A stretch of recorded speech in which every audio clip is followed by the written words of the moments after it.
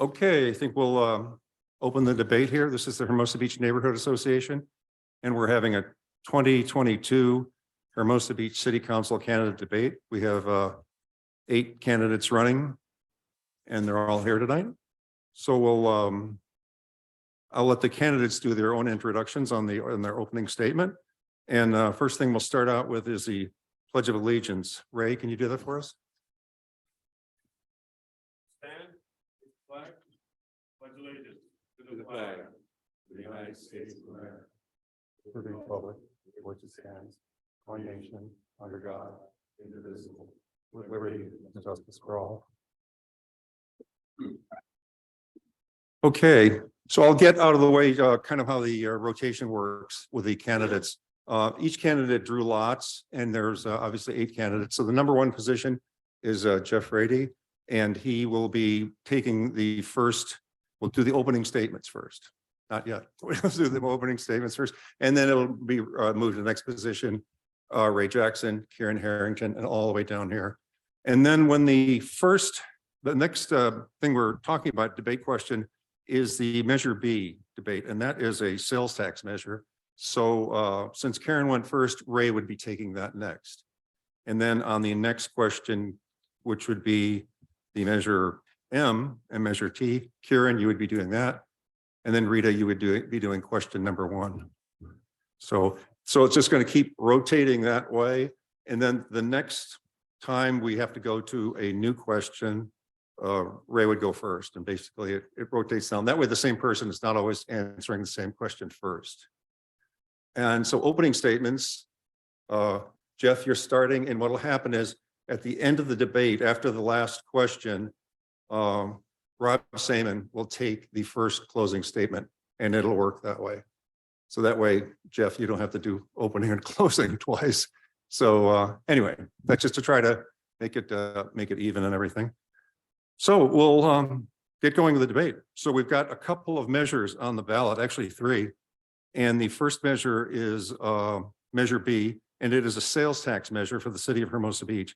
And what it does, it puts on 3/4% tax is added onto our sales tax, assuming that it's voted on and a positive vote.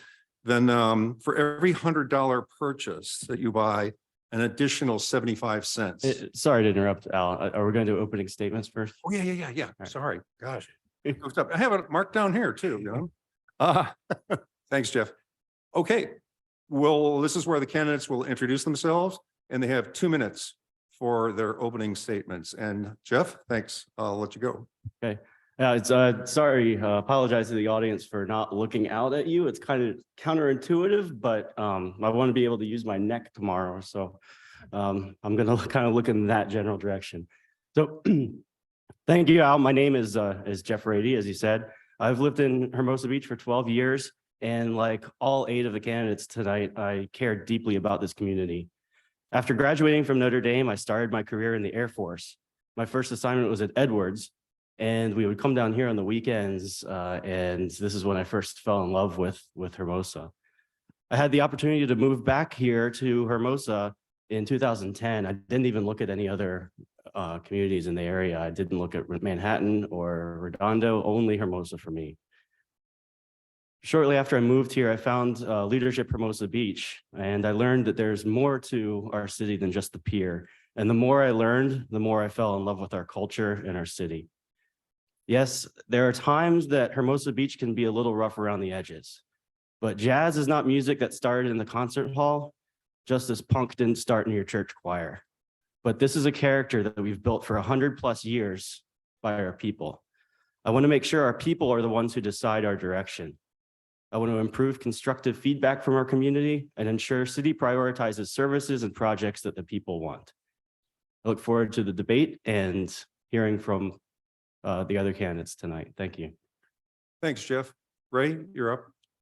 Thank you, Al. And thank you to everyone who's responsible for putting this event together. Your efforts are greatly appreciated. My name is Ray Jackson. I'm a first-generation American. It's still hard to believe when my parents arrived in this country. It was a crime for them to be married in many states within our country. We've certainly come a long way. I'm a husband to Rachel Van Landingham. She's the real rock star in the family. She's the reason we're in California, and she's the reason we're in Hermosa Beach. So I'm glad that I listened to my wife. I'm a father of a 13-year-old and a 10-year-old, Van and Jax, and they're the reason that I look so young, because they make me get up in the morning and do things that sometimes I prefer not to do, but it's great. Both of my kids attend our great public schools. I'm a retired Army colonel. I was enlisted for 5 years as a combat medic, former budget officer, congressional liaison, plans and recruiting. I was fortunate to serve 28 plus years in the Army before hanging up my boots in 2015. So in 2015, with plans to take some time off and before returning to the workforce, I quickly immersed myself into our community. And I haven't slowed down. AYSO, school district volunteer, baseball coach, Beach City Sports Flag Football, HBYB, board rider, stormwater cleanup crew, historical society, chamber, advisory board, school district, equity task force, and currently helping to coach our middle school football team. Yeah, great, so what? Who cares? I say all these things not to say, look at me, but I say these things to demonstrate that I've been immersed and involved in our great city of Hermosa Beach from day one. Not any of our neighboring cities, not any of our neighboring towns, immersed and involved in Hermosa Beach. In May of 21, there was a special election to fill the seat of a council member who resigned, and I was honored to receive an overwhelming amount of community support that propelled us to a win in that special election to fill the remaining 18-month term.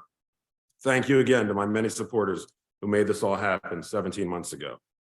And my very good fortune continued. I landed with a council of values based on integrity, amazing public servants, all focused on doing the right thing to help move our city forward.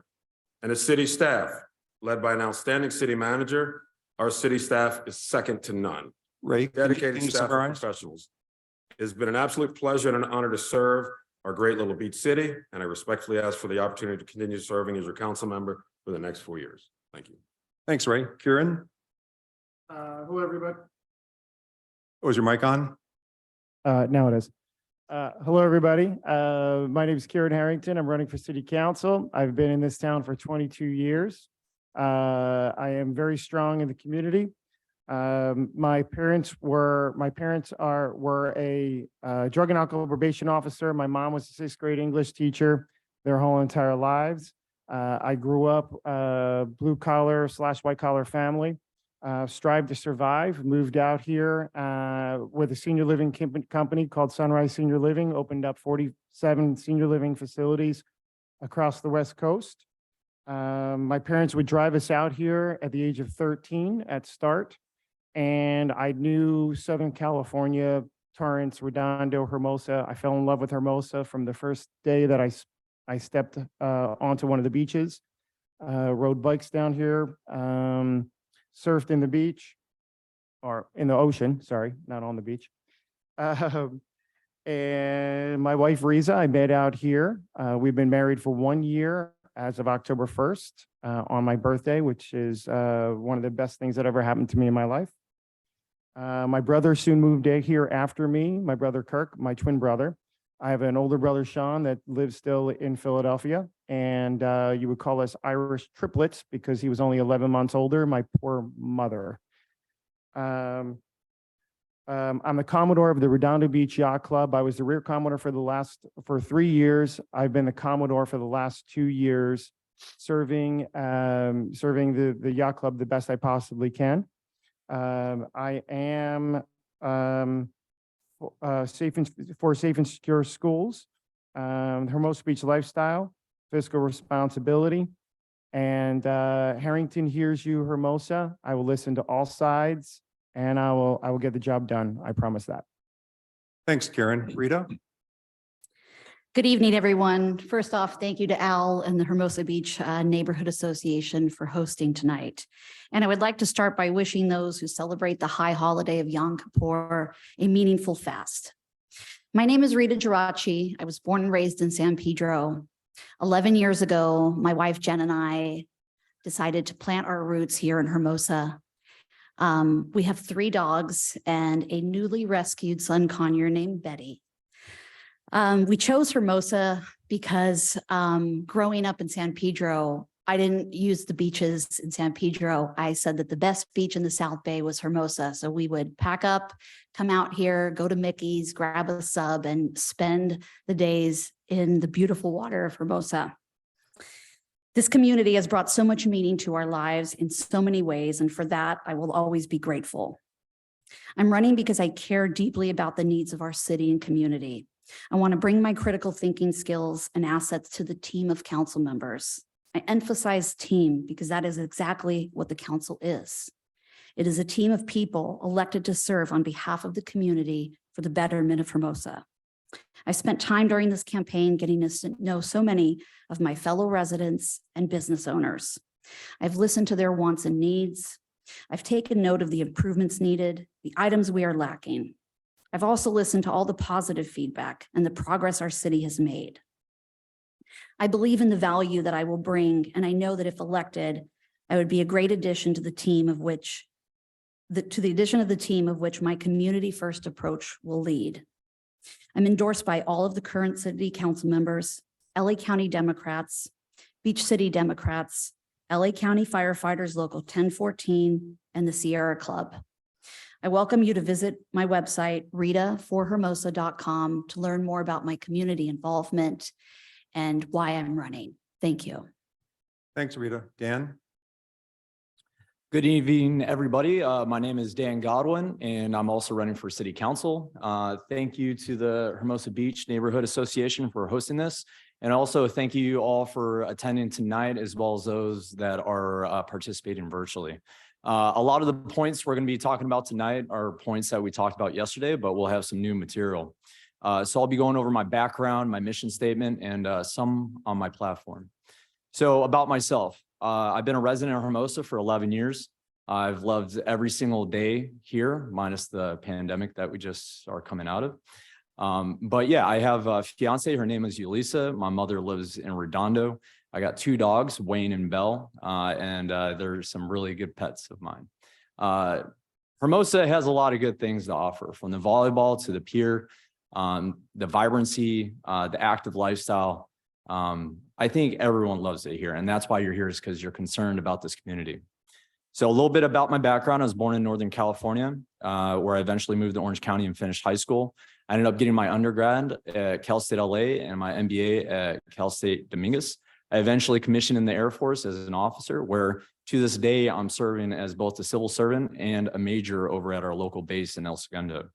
So my mission statement is to restore fiduciary responsibility and to preserve Hermosa's way of life. I've identified 6 objectives with over 30 actions that I would like to do for our community. This is available on danforhermosa.com. My 6 objectives include assuring public safety, serving the people, supporting local business, preserving, protecting, and beautifying Hermosa, maintaining infrastructure and public property, and enhancing education and community resources. So I have a lot of good things I'd like to do with Hermosa Beach, and I hope that you would vote for me on November 8th. I'm excited for the debate tonight and look forward to our discussions.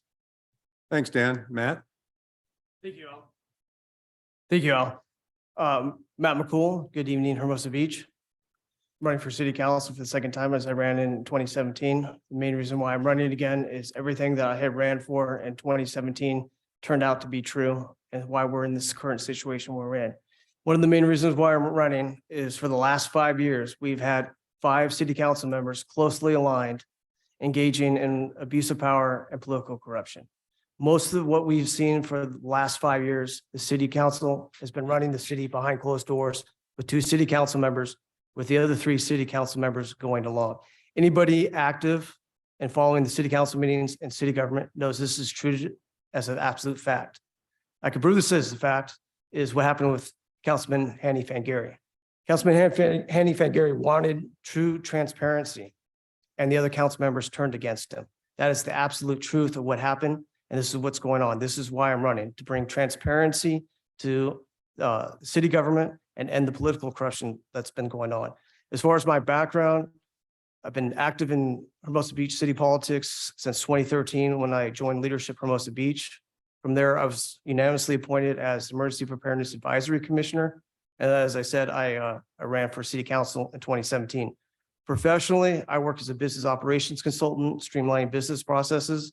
And in addition to maintaining a professional corporate career, I've served as a reserve and volunteer firefighter with the Warner Brothers Studios and Walt Disney Studios. And I've served 16 years in the United States Navy Reserves. So I'm looking forward to tonight's debate, differentiating myself from the other candidates, and I hope we'll have a good time. Thank you, Al. Yeah, thanks, Matt. Dean? Thank you. My name is Dean Francois. I am in familiar territory here, being here at the council chambers. It's great to be sitting up here. I've been here for 40 years, making Hermosa Beach and improving the quality of life. And usually I've been down at that podium down there speaking, and this is feeling very comfortable to me being up here. I know what it's like to speak out about things, and I know how to listen to people when they speak. That's really important. But I've done a lot to improve the quality of life in Hermosa Beach. I've led the way on controlling development, maintaining Hermosa's unique character, protecting our environment, making streets safer for residents and cyclists. I've had elective experience as executive board member of the Sierra Club, appointed city commissioners, re-elected as chair, leadership experience on public safety as a longtime volunteer with the Red Cross and the CERT team, and elected board member of a local historical society and served on that board as president. As a Sierra Club leader, I've worked to keep storm drain pollution off the beaches, extended the bike path, and saved our green belt from being paved over. My professional experience working on federal government budgets, along with the experience I've already mentioned, prepares me to work on a wide variety of issues right here on day one. And that's why I've been endorsed by the Sierra Club, long list of current and local elected officials, several former Hermosa Beach mayors, council members, former police chief. So we need to chart the way forward, keep our small town atmosphere, help our local business thrive. I'm committed to taking on that challenge and working with the council to reaffirm that Hermosa Beach is the blessed place in the world to live. So for more information on my campaign, my platform, and my issues, you can go to www.deanforcouncil.com. Thank you. Thanks, Dean. Rob? Thank you. Hello, Hermosa. My name is Rob Seaman, and I'd like to thank the Hermosa Beach neighborhood for putting on this event. I fell in love with Hermosa one summer in high school many years ago, and Hermosa was the cool place to hang out then. And I think now, many years later, I think it still is. A few years later, my wonderful wife and I moved to Hermosa Beach, and we have called Hermosa our home ever since.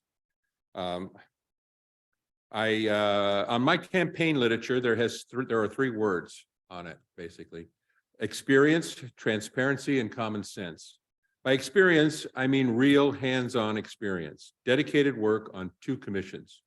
I have served our city for almost 10 years, first on Public Works and Commission, and currently 7 years on the Planning Commission. That decade of work is the best preparation for city council I can imagine. I have worked hard fighting for property rights, protecting parking, and keeping density in check. In short, protecting our way of life in this little oasis by the ocean. I obviously haven't been on city council yet, but I believe that I'm the best prepared, and I am ready to hit the ground running if elected. By transparency, I mean I promise in all things to maintain integrity in council matters. I'm a very pragmatic person. I think quite logically, and I think by common sense. I promise to use plain, simple common sense when making decisions in all things. My time in city government has taught me that an open mind, different points of view, sharing ideas will result in the best idea. Working together, we can all make our city the best it can be. I look forward to continuing to serve the city I feel so passionately about, and I ask for your support. For more information about me, you can go to my website at www.robforhermosacouncil.com. Thank you. Thanks, Rob. Okay, we're going to go to Measure B, which I was starting early there. Jeff, thanks for catching that. And since Jeff took the opening statement, the question for Measure B will be started by Ray. And then the next measure, M&T, will be started by Karen when that comes up. So Ray? Oh gosh, I got to give the background information on Measure B. Measure B is a sales tax. That is a sales tax being possibly, if passed, would add 0.75%. So on a $100 purchase, if you bought something in Hermosa Beach, and assuming this passes, you would pay 75 cents more on a $100 purchase. So that would put the, as I see it, would put the sales tax up to a little over 10%. But I guess there are advantages of this, and that is the sales tax that is added on and that we pay for would stay in Hermosa Beach. I'm reading this from the impartial analysis from the city attorney. And then just to finish it up, the tax is estimated to add 3 million in revenue to be spent locally. So spent in the city of Hermosa Beach were it to pass. And Ray, you're up. Thank you, sir. Measure B makes sense, and it's something that the city should pass. Residents, if they understand the facts, I think we'll all agree that this is the right thing for our city right now. March of this year, the city council held a revenue study session. Purpose of that session to review revenue sources with the intention to update or make recommendations for changes. Many folks attended. I don't recall a candidate in chambers now that attended the revenue study session or our later council meeting where we made the decision to put this on the ballot measure. There were no objections then, but there are plenty of objections now. People have to understand, and particularly business owners, that costs are going up, labor costs, material costs, and it holds true for the city as well. We are a city with high demands and high expectations for services, and the city is doing the best that they can within the limited resources we have. We're going through labor negotiations like many other businesses, and we all know what most folks want when it comes to labor negotiations. We have to be able to recruit and retain people to do the job that our residents demand that our city does. We need the people to pave the roads. We need the people to maintain our parks. We need the people to take care of permitting and improve our infrastructure and Ray, can you summarize? technology. And I think it should be crystal clear that Measure B makes sense for the city at this time. Thank you. Thanks, Ray. Kieran? How's everybody doing? Thank you so much. I am not for Measure B. I understand that it would be $3 million in revenue to the city. It was a difficult question for the council. The way the law is written, LA County could take the 0.75% tax and keep it into the county coffers. While unfortunately timing, given the record inflation and gas prices, I understand why they put this before the voters. If the residents approve the tax increase, I will work to make sure the money is spent on core needs of Hermosa instead of consultants. We all know that it's going to be a tough 3/4 tax raise, but if the county does get the money and Hermosa doesn't, we're leaving that on the table, and I believe that we should just keep those things in mind. Thanks. Thanks, Karen. Rita? Thank you.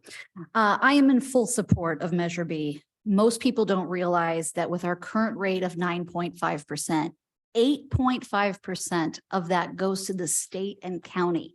Hermosa sees only 1% of that. If it increases, we will be able to keep that revenue in our city to help fund a multitude of projects, like updating our public safety technology. I'm a big proponent of giving our police department the resources to be able to have the technology to fight crime. I look at the city of Torrance. I'm in real estate. I look at the city of Torrance and I see that you could submit everything online, to building plans, to permits. We need to update our efficiency at the city, and that is one of my big pushes. And the economic development strategy that was just passed. I know Ray feels 30 items on there is hefty, but we've got a great set on there, and we need the revenue to be able to facilitate that. LA County in the near future will update the sales tax, and I would rather get ahead of them and keep that money for our city. Thanks, Rita. Dan? Thank you, Al. The first thing I want to mention is if the city was transparent, maybe we would have more participants in these working level reviews, and they would actually hear out the residents and the concerns of businesses alike. So I'll start out there. Also, I'm the one who wrote the argument opposing Measure B as well as the rebuttal. It's not necessary. right? We got $46 million to handle business in the city. And they say, oh, we need 3 million more. As I described last night, this is the endless do loop that we are in California. It's just tax, tax, tax, tax, tax. When do the people say no? I think this fall, we need to say no. The city position is that it's critical to maintaining our roads, public safety, and other necessities. They'll also say, if we don't take it, LA County will. Is that the right logic that we need to have here as a community? So my position is that $46 million is enough. Inflation is near 40-year highs. We currently spend $2,355 per capita in taxes, and our budget is already inflated. The Dan, people need to can stand you our ground summarize? and keep government accountable. Vote no on Measure B. Thank you. Thanks, Dan. Matt? Thank you, Al. Not only no on Measure B, but hell no. If you look at how the city council has been running for the last 5 years and how they've been spending our money, most of it has been on environmental activism, how we're going to go ahead and lower sea level rise and fight climate change. And we spend money after money on these consultants. To give you an idea of some of the financial responsibility of the city council, we had net zero park restrooms, a $1 million expenditure, now over 2.54 million, not including the legal fees and the upcoming lawsuit that's going to happen. Let's not forget about the abuse of power by the city council that shut down CrossFit, $1.2 million in a lawsuit and a settlement. And that settlement only happened was to cover up the abuse of power and the corruption because those documents were sealed. Most importantly, the most recent fiscal budget, $500,000 on a Bolliard study. I want to say that again, $500,000 on a Bolliard study. This includes the design, permitting, and studying. That does not even include the actual purchase and installation of these bollards. How this budget was absolutely approved is just mind-boggling. This is a waste of city You can government. summarize. Thank you, Al. I'll close with this. This is a complete waste of the expenditure of taxpayer dollars, and this needs to stop. Thank you. Thanks, Matt. Dean? Thank you. You know, it's going to be up for the voters to decide on this. But there's just a lot of misinformation about why you should be against it and why you should be for it. As the incumbent council member brought up that no one was at the city council meeting. Well, that's incorrect. I was there. And the reason it's important for folks to know is whether you agree or not on me on that. I've been down at this podium speaking.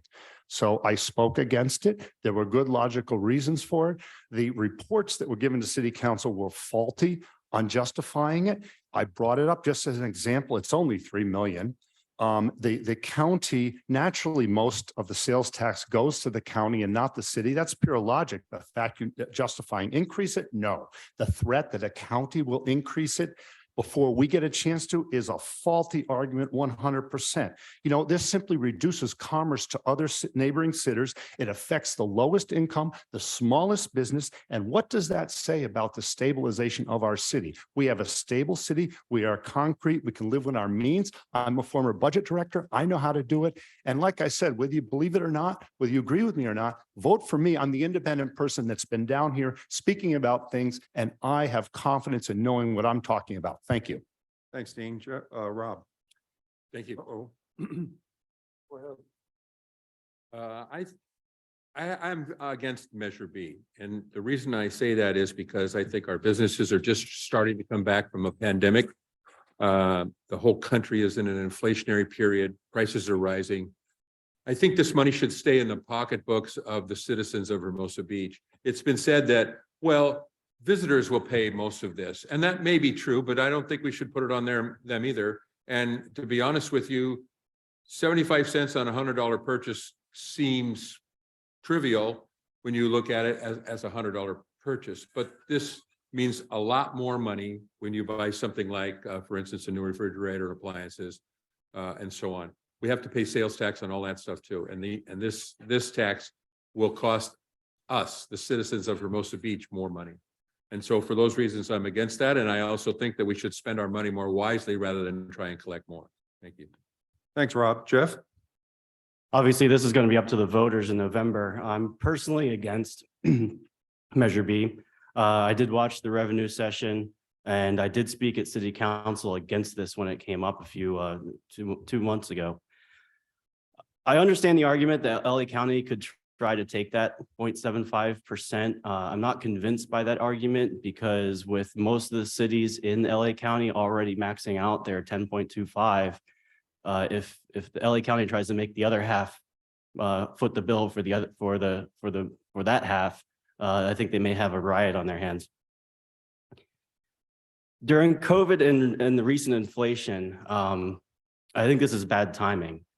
For the last couple of years, we've all had to learn to live within our means. And I think the city should do the same thing before asking our residents and businesses to shoulder $3 million in extra taxes per year.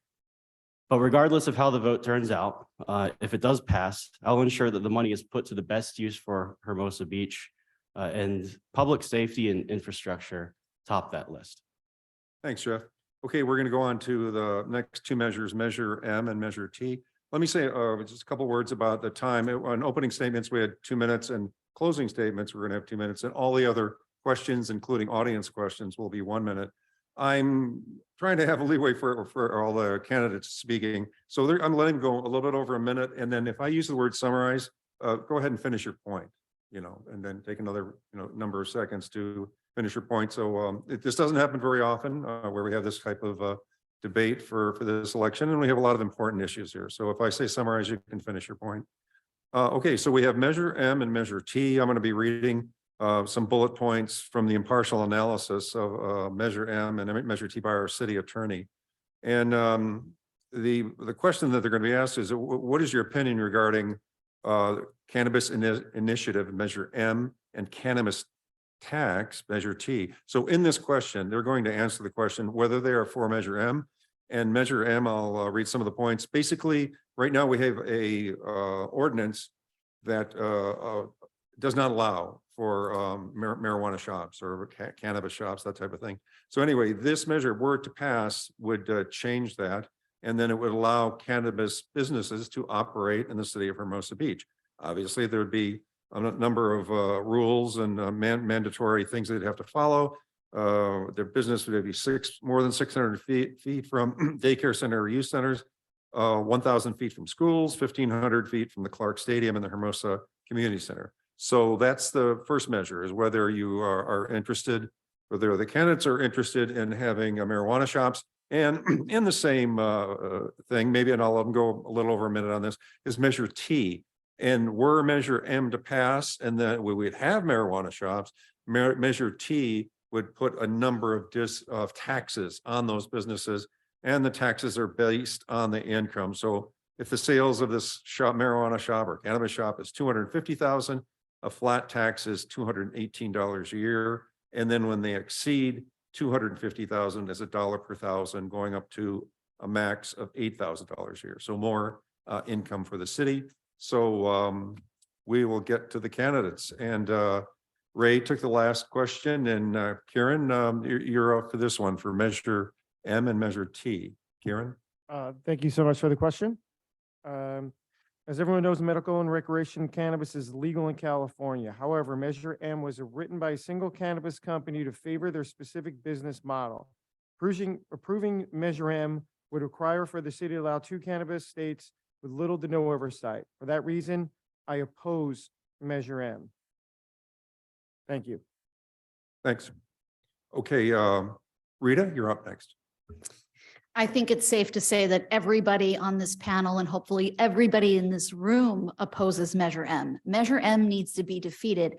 I do appreciate Al's summarization, but the real truth of the matter is a company from Long Beach by the name of Catalyst wants to come into not only Hermosa Beach, but all of the beach cities and create an unfair, elitist type of monopoly where they are the ones that can operate and nobody else.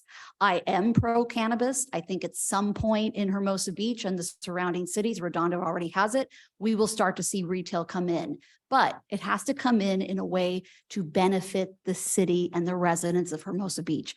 I am also for federal decriminalization of it. So I absolutely oppose Measure M, and I am in complete favor of Measure T. I think that now that the city council has done a phenomenal job of lifting the ban on deliveries, which was also a great step in not letting Catalyst have a talking point of needing their measure to pass.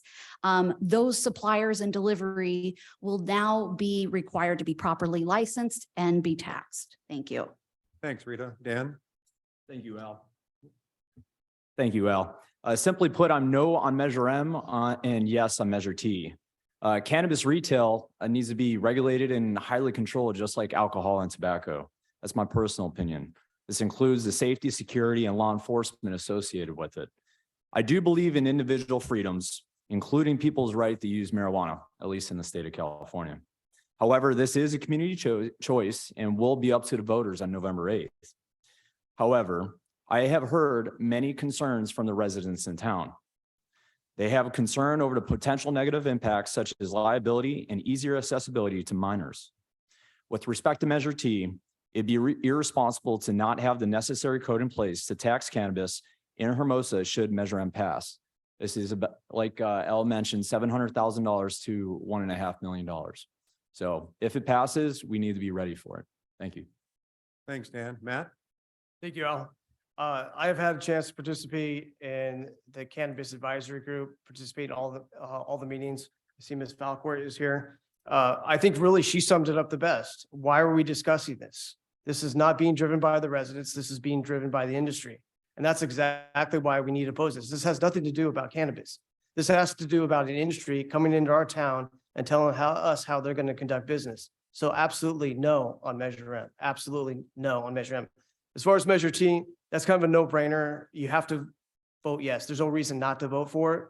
But I want to go ahead and advocate that. I had opposed city council even putting this out there. There's absolutely no reason to go ahead and put this measure on the ballot to go ahead and confuse the voters. This should not even be put on there. I can guarantee you Measure M will not pass between 75 to 80%. I have no idea why the city council would not listen to the residents and put this tax measure on here. But in the end of the day, no on Measure M. Thank you. Thanks, Matt. Dean? Thank you. We talked about the tax issue. That was an example of when I spoke out and I called to task on the city council. Well, on the position on Measure M, I was in full support of the city council. So I know how to call it out when I think they're wrong, and I know how to voice my support when I think they're right. I've been down here at this council meeting over many issues over many years, and that's why I'm the candidate to vote for. Regarding Measure M, I'm absolutely against it for the reasons already described, the special interest, the unfair monopoly, the potential crime it can bring to the city. And I spoke down here at the council and was in favor of them taking that position. With regards to Measure T, I would have preferred to have them wait. So it's not on the ballot now. It could confuse voters, but hopefully I can encourage them to vote yes on that so that if on the odd chance M passes, we're able to tax it. So no on M, yes on T. Thank you. Thanks, Dean. Rob? Thank you. Measure M. First, let me say that I am not against or for marijuana. This is a personal choice that everyone in the city needs to make for themselves. But I am very much against Measure M. And for the following reasons. I think we should not pass this. If the people of Hermosa Beach want cannabis, we should write the initiative, not the cannabis industry. And this initiative was not written in our best interest. There are numerous things wrong with this. But the most glaring one for myself is that there is no conditional use permit attached to this measure. If this passes, the cannabis industry will be dictating what they want to do, and we will have no way of controlling them or limiting them to conditions that go into a conditional use permit. Every alcohol business in Hermosa Beach has to have a conditional use permit, whether it's a liquor store or a restaurant that serves beer and wine, or a bar with hard liquor. I think that the marijuana industry, every single cannabis outlet in this city should have a conditional use permit attached to it. And if this passes, there is no chance that we could do that. We cannot attach a CUP to this initiative. We can write a new initiative with CUPs involved, But that would only go for any other marijuana industries, that any other marijuana operations that come in after this one. Rob, you can summarize? Thank you. So for that reason, I am against Measure M.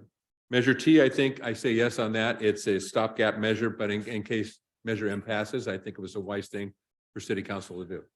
Thank you. Thanks, Rob. Jeff? Thanks, Al. I will join the bandwagon here. This is obviously up to voters. I am against Measure M and for Measure T. Regardless of your feelings on smoking the reefer, this is a bad bill written by outside special interests that come in here. They want to do whatever they want, completely unregulated. M places a huge burden on city to implement a new licensing and hopefully tax structure. Measure T would alleviate some of that. So if Measure M passes, I do hope Measure T also passes. This also opens us up to litigation from people who don't like the city's implementation of Measure M.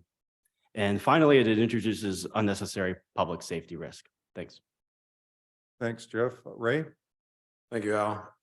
Like everything the city council does, our discussions on cannabis have been transparent and open to everybody.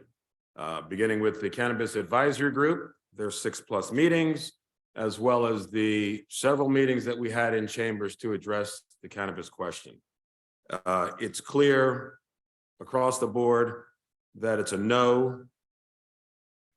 Hermosa Beach is not for sale. It's not for sale by this outside special interest. With regard to the tax piece, everyone up here has talked about their list of things that they would like to see done in our city. That costs money. That's why the tax measure that we talked about earlier was important, as well as a tax measure if this were to pass. And if we have, as we voted on, have delivery of cannabis, that should be taxed. Everything costs money. And it would have been irresponsible for us not to place this on the ballot measure. So yes on T, unanimous, citywide, no on M. Thank you. Thanks, Ray. All right, we're going to the first debate questions. We finished the measures.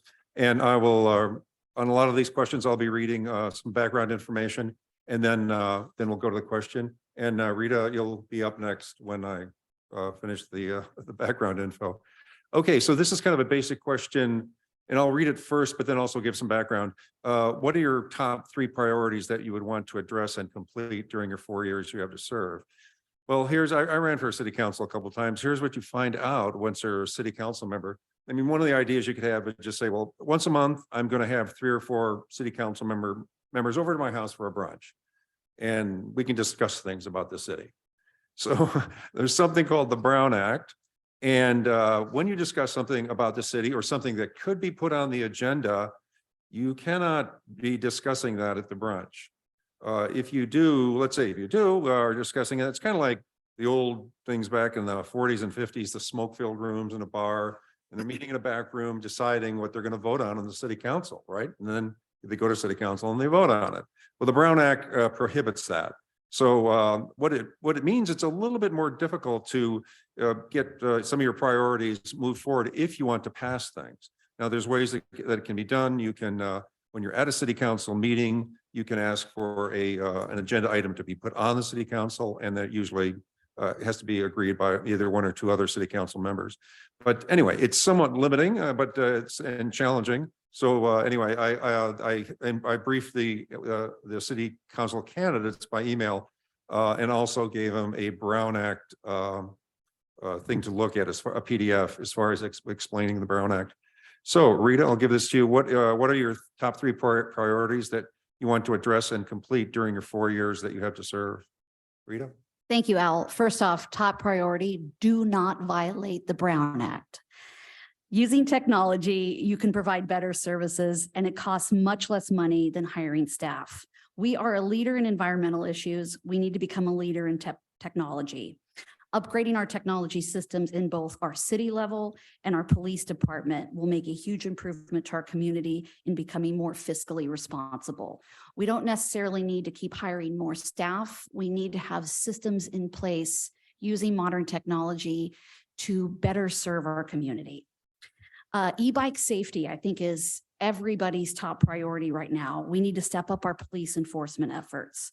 We can all agree that e-bikes are a great addition to our community. I live in the East Hills over on 4th and Prospect, and getting up and down the hills on a beach day in a regular bike is really difficult. And I could see that all of my neighbors have them because it's very useful.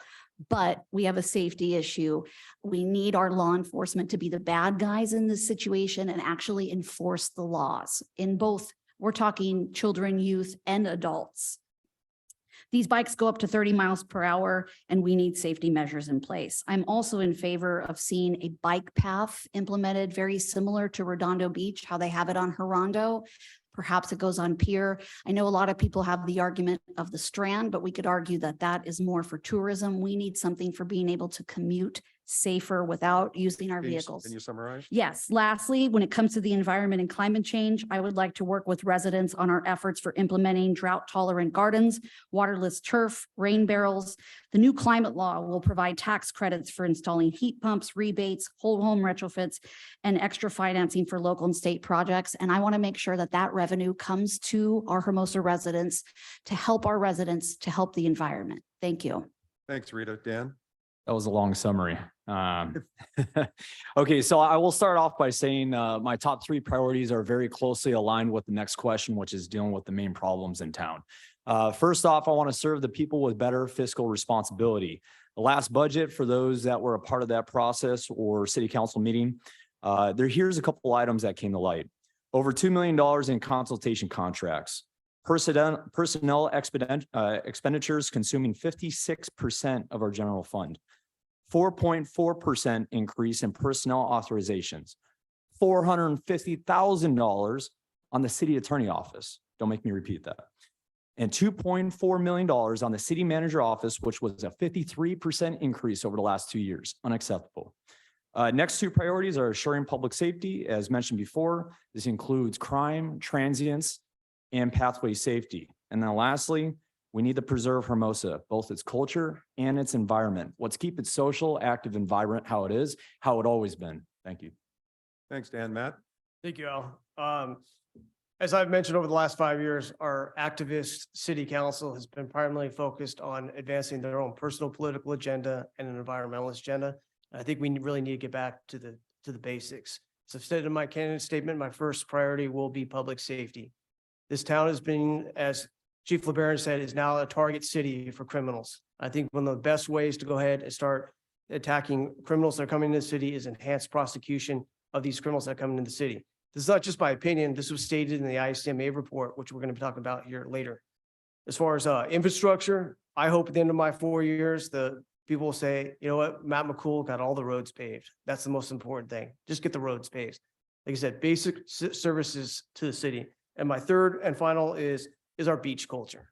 Is that I think a lot of our city council and their activism is trying to rebrand Hermosa Beach as the green idea city. This is a beach city. This is a beach town. It always has been from its foundation.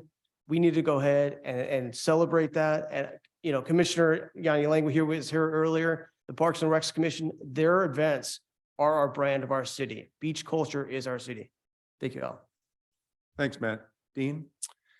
Thank you. You know, Al, you brought up the Brown Act, and it's very important. I served as commissioner, and I've had professional training on the Brown Act. I'm very familiar. It doesn't mean that an individual council member can't talk to a person and a citizen. And if I'm elected and when I'm elected, I will be talking to you about anything on the agenda that you want to talk about. There's a big difference between that and behind closed doors talking. Just want to clarify that. There's a lot of things we want to do, and it was brought up funding and how we're going to pay for it. Well, you know, the trick to a lot of it is obtaining the outside funding that we need. For example, we've already qualified for a $700,000 grant to put drought resistant plants on our community lawn, big lawn out there in the corner of Pier and PCH. Not a thing's been done yet. There's things like that. There's a lot of individual ways to get that. I want to address the homeless. I want residential and crosswalk safety, improve our dangerous intersections. We need to perhaps consider a dog beach in the county Dockweiler. And there's just a lot of things that I want to do, improve ADA access to our beaches and our alleys so that we can improve that access. And all of that needs to be done with this transparency, which now is catching term, but that's exactly what it means. Everything's out in the open. You will know about it. The people will know about these issues before they come down to speak. So when they talk about things, they will be talking intelligently and with full information, not misinformation. Thank you. Thanks, Dean. Rob? Thank you. First of all, a long-range goal of mine, and actually a short-range goal at the same time, is to improve residential and commercial parking. It's the elephant in the room in almost every planning commission meeting. With the state dictating what our residential parking requirements are going to be, it's important to improve things as best we can. As to commercial parking, I'm an advocate for the addition of flexible parking structures near Upper Pier Avenue and PCH. Lot D at Manhattan Avenue and 14th Street. And by flexible, I mean parking structures that can be repurposed. If in the future, the predicted decline in automobile use does come to about, I think that if we plan these parking structures very carefully, they can be repurposed into any number of things. Number two, I think protect property rights against state overreach. Support Our Neighborhood Voices is an organization by Mayor Bill Brand from Redondo Beach. They have an initiative that's hopefully will be on the ballot for 2024 to stop the state government from telling local cities like ourselves what we can and can't do with our zoning, our parking, our property rights.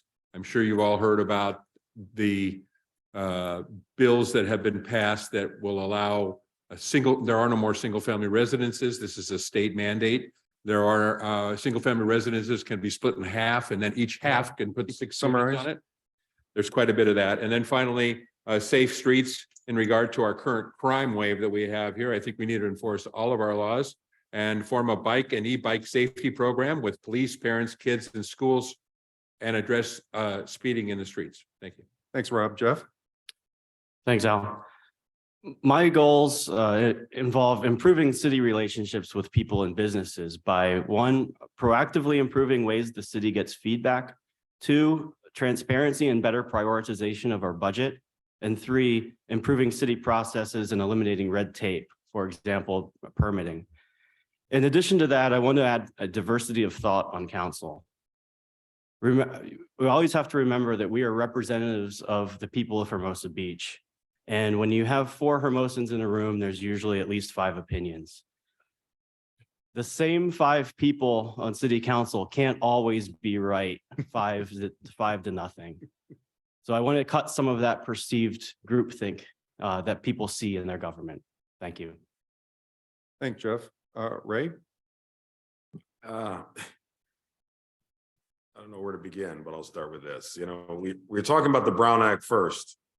And I can't speak to what other cities are doing, but I can tell you unequivocally that we have a values-based council that takes its ethical standards very seriously. There's no behind the scenes, smoke-filled rooms where special deals are being made, and it's ridiculous and meritless when people who think they know what they're talking about step up to the podium with these unfounded claims. I'll just leave it at that. Budgeting, it's not about tricks. You know, we had a member, a candidate who just mentioned budgeting and tricks. It's not about tricks. It's about study and moving forward with a plan. And that's why the tax measures are important, because you cannot come up with tricks to fund the city and its services and its needs. 50% personnel costs. Most businesses will tell you the majority of their costs are personnel costs. Attorney's fees. You can thank our former council member for $300,000+ in attorney's fees for his frivolous lawsuit. The city was a signatory to the Mayor Brand ballot initiative that would restore local control to its housing element. That's something we as a city council approved. We are working with our representatives in Sacramento, our senators and assembly members to broker a deal so that we will maintain control. So we are all in alignment in that regard. Candidate mentioned ADA accessibility. No council has done more than what we've done in terms of the Moby mats.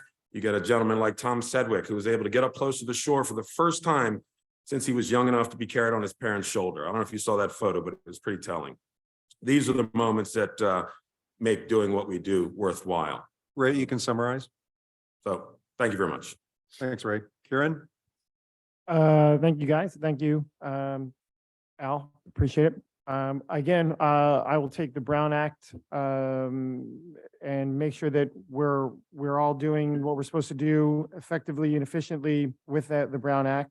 I think we need some more lighted, crosswalks in Hermosa Beach. I know that there's some individuals that have been hitting crosswalks, in the past, and I think we need to do a little bit better job there. Again, with the Moby mats, I believe that we should do that on every third or fourth street in Hermosa Beach, giving the handicap and the seniors a little bit more accessibility to the beach, depending on the areas where they live. E-bike safety for sure. We need to make sure that our kids are safe. We have helmets, regulations on speed, and licenses, if that what it comes down to, licenses for the kids. We need to keep our kids a little bit safer for this.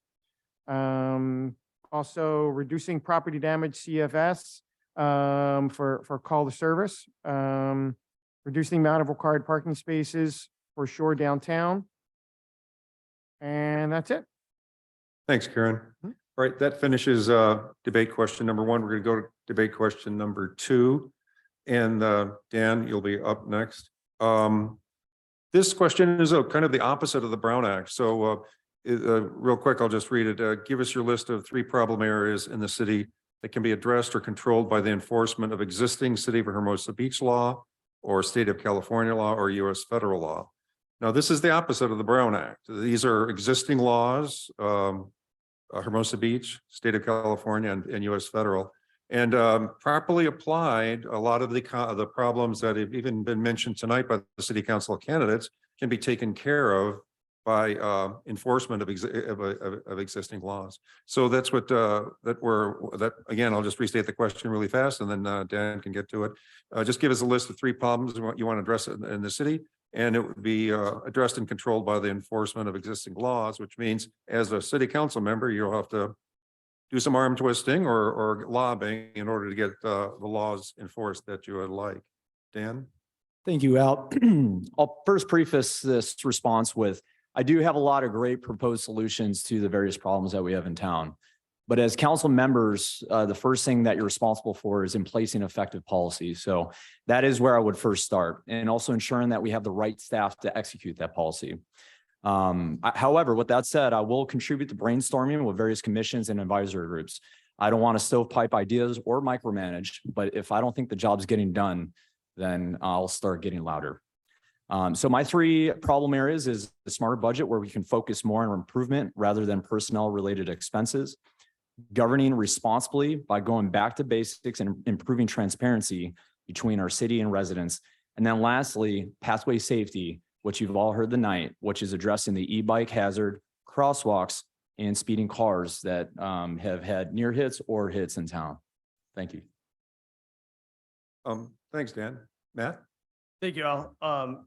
I've been speaking about this probably for the last 5 years. Probably the biggest issue in the city of Hermosa Beach right now is the political corruption and abuse of power. We all have a different opinion on this, but anybody who's following city meetings know that Councilwoman Armato and Councilmember Massey have been running the city behind closed doors for the last 5 years, and the other 3 council members have gone along. And as far as former Councilmember Hanny Fangari, he was the one who blew the whistle on this and exposed this. And I want to go ahead and say and make a correction here that was said here tonight about Councilmember Jackson. Hanny Fangari did not bring a frivolous lawsuit against the city. It was another resident, and that has been tagged to him, and that's unjust for him. But at the end of the day, when this is all finally resolved, Hanny Fangari is going to be completely vindicated about the corruption that's going on in the city, because we are going to have a new city council. Now, the second issue is transparency. We have an issue with our city manager. We don't know what it is. Last year, in 7 closed sessions, there were 5 performance evaluations of our city manager, but no reportable action. What's going on with our city manager? I'm out on the campaign trail. They're asking me, what's going on with our city manager? What is up? I don't know. No one knows. This is all being done behind closed doors. And then the last issue is with our city attorney. City Attorney Mike Jenkins has served the city for many years. We pay a premium price for his service, rightfully so. But he's on his way out, and I think it's time to go ahead and bid out our city attorney services. Thank you, Al. Yeah, thanks, Matt. Dean? Thank you.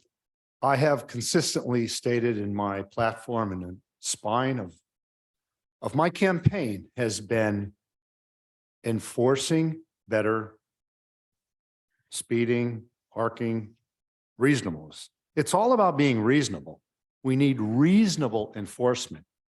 If we see it parking too strict on one street and ridiculously overburdened on the other, we need some reasonableness to all of this. I've pushed for the crosswalk safety around the schools, the strand speeding, the parking and the beaches.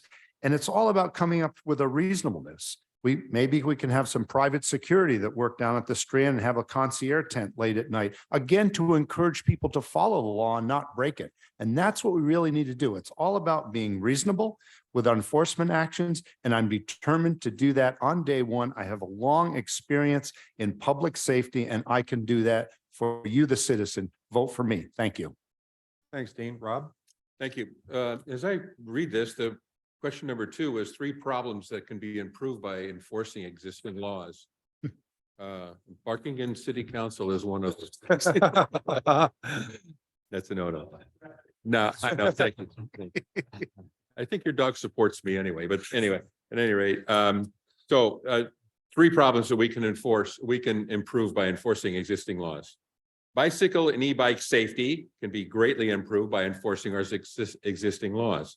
We see kids kids and adults, whatever, riding through stop signs, speeding, riding on the sidewalk, riding against traffic. There's a number of rules of the road that are being broken and clearly and obviously daily over and over again. Just by enforcing our regular traffic laws, we can improve that. Enforce no parking across the sidewalks on safe routes to school. During my time on Access Hermosa, we began this program in 2017 along with the citywide garage sale to clear space for cars in the garage. And the other thing we can do is enforce all of our laws equally, which should include the homeless. We have 2 excellent programs in place that provide our respectful attention and thoughtful intervention. But if it's against the law to, for instance, camp in the park or camp on the beach, it should be enforced for everyone. This should be the case for This should be the case for drunken public urination, etc. Every law we are subject to should be enforced for everyone.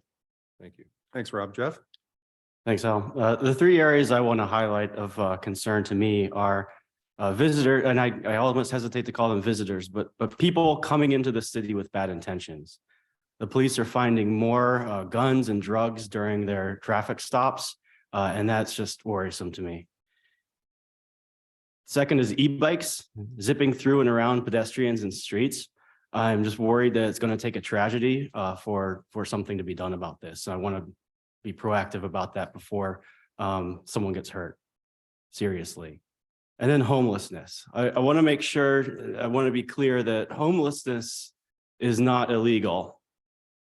It's not illegal to be homeless, but we can work within our existing laws and framework to get people the help that they need. Thank you. Thanks, Jeff. Ray? There is one staff member that the council controls, and that is the city manager. That is the only employee that we have as a council.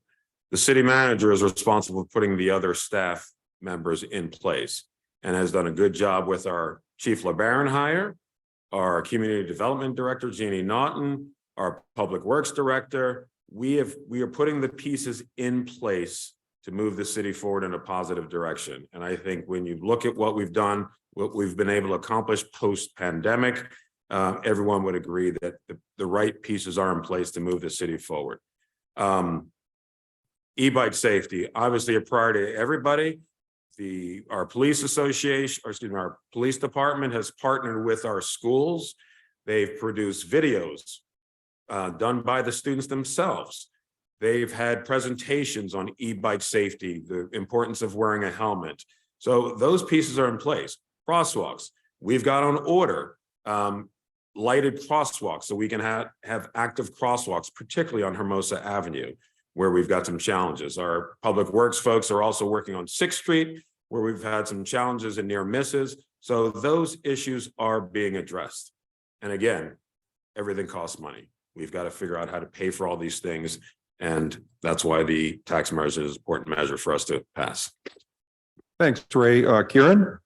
Well, again, overspending in the wrong areas. We really need to, lack of maintenance from public works on public facilities, parking structures, parking, lighting, planing, graffiti, calls to service. We really need to get a lot of those things under control for sure. I'm also going to bring up the e-bike that all of everybody else has really brought up. It's a really dangerous. These kids are going to start getting killed in our crosswalks. Also, crosswalks, lighted crosswalks, more accessibility for seniors.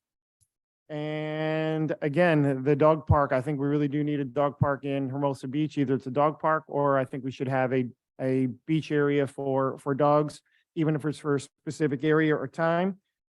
Transparency, and let's just stop overspending in the wrong areas. Thank you. Thanks, Karen. Rita? So kind of going back to the question in terms of what we can do with state law. First off, we have a serious lack of affordable housing, especially when we look at the rental market in a city where renters make up a large population. State law requires each city to adopt a comprehensive long-term plan. We have Plan Hermosa that was adopted in 2017. However, state law requires that the housing element be updated every 8 years. If we don't submit a feasible plan to meet the RENA number requirements, we are at risk on losing out on state funding and potential lawsuits for non-compliance. A more important subject I want to touch on is ADA access throughout our city needs and improvement to meet the state law requirements. I feel that we have terrible access when it comes to ADA at our community center, our large downtown parking structure, the elevator. Every time I park in that structure, the elevator is broken. There's signs up. There's people who have mobility issues that can't use the elevator. There's children with baby buggies and stuff for the beach. They have to then navigate through the parking structure to get down to the bottom level because they cannot use the stairs. Which means if you are someone who can't physically get down, you're at risk of getting hit by a vehicle. Many parts of our city need updating in order to make it accessible. And I want to touch on that. I've spent the last 8 years with mobility issues. I still have mobility issues. In fact, I'm in nerve pain right now. And I want to touch on something that Dean said about paving over the green belt. That is such a misconception, and it is not going to happen. What the city is trying to do and what I hope to further implement. Can you summarize? Yes, is to make it accessible for all. I have lived here for 11 years and I have not once been able to walk on that green belt because it's not accessible for me. So I want to make ADA accessible throughout our entire city, not just the beach. Thank you. Thanks, Rita. Okay, we're going to go to debate question 3. And this one focuses on something that is within the Hermosa Beach General Plan, which we updated just a few years ago. And one of the things that going over tonight's debate has to do with the downtown and how the downtown should be modified or made better or whatever. But within the general plan, there's something called the Downtown Core Revitalization Strategy. And within that plan, it talks about 3 parking lot structures, obviously maybe not all built at once, but 3 different possible locations for that. And another thing that it talks about is reducing of parking standards for buildings. And what that means is to a lot of our downtown is 80, 90, and 100 years old. And if you reduce parking standards on a building, that will open that building up to being knocked down. So for instance is if you remember the old Either Or bookstore, right now there's a few little shops in there, and I think a sandwich shop. And I think that was built around 1910. So that has 1 parking spot on it. And to try to add other businesses or whatever, or knock the building down, you'd have to put parking on that lot, right? So you'd have to, when you build it, you'd have to have ground floor, dig down or something. Basically, it's not practical to build a new structure in there. Now, if you get rid of parking requirements, that building gets knocked down quite quickly. So right now there's you understand you got to park so many cars in order to have these businesses. And a lot of these older businesses are they don't fit the parking requirements, but they've been grandfathered in. But if we reduce parking requirements, the downtown look could change real quickly. I'll get to the question. So and really quickly, the parking garages, possibly. The first one would be possibly, right behind Sharky's and American Junkie, there is parking lot A. So that's been talked about for a number of decades, where you could add a parking garage there, multi-level, and then you'd be able to park more cars. And you could, that parking there, when you add that parking, that can be assigned to different structures as part of in lieu parking, and that'll help refurbish these buildings. Or another way of saying refurbished is the old ones will be knocked down. Second multi-level parking is right here in the Civic Center. So there's been proposed in the past of a new city hall right here where we're sitting, and then you could have a multi-level parking structure there. The third multi-level parking structure would be on the city-owned land at the Hermosa Beach Community Center. So anyway, I'll just get to the question. And that will be for Matt, you'll be up for this. What is your opinion regarding the financing and construction of large multi-level parking garage structures in order to serve the downtown area as laid out by Plan Hermosa and the downtown revitalization strategy?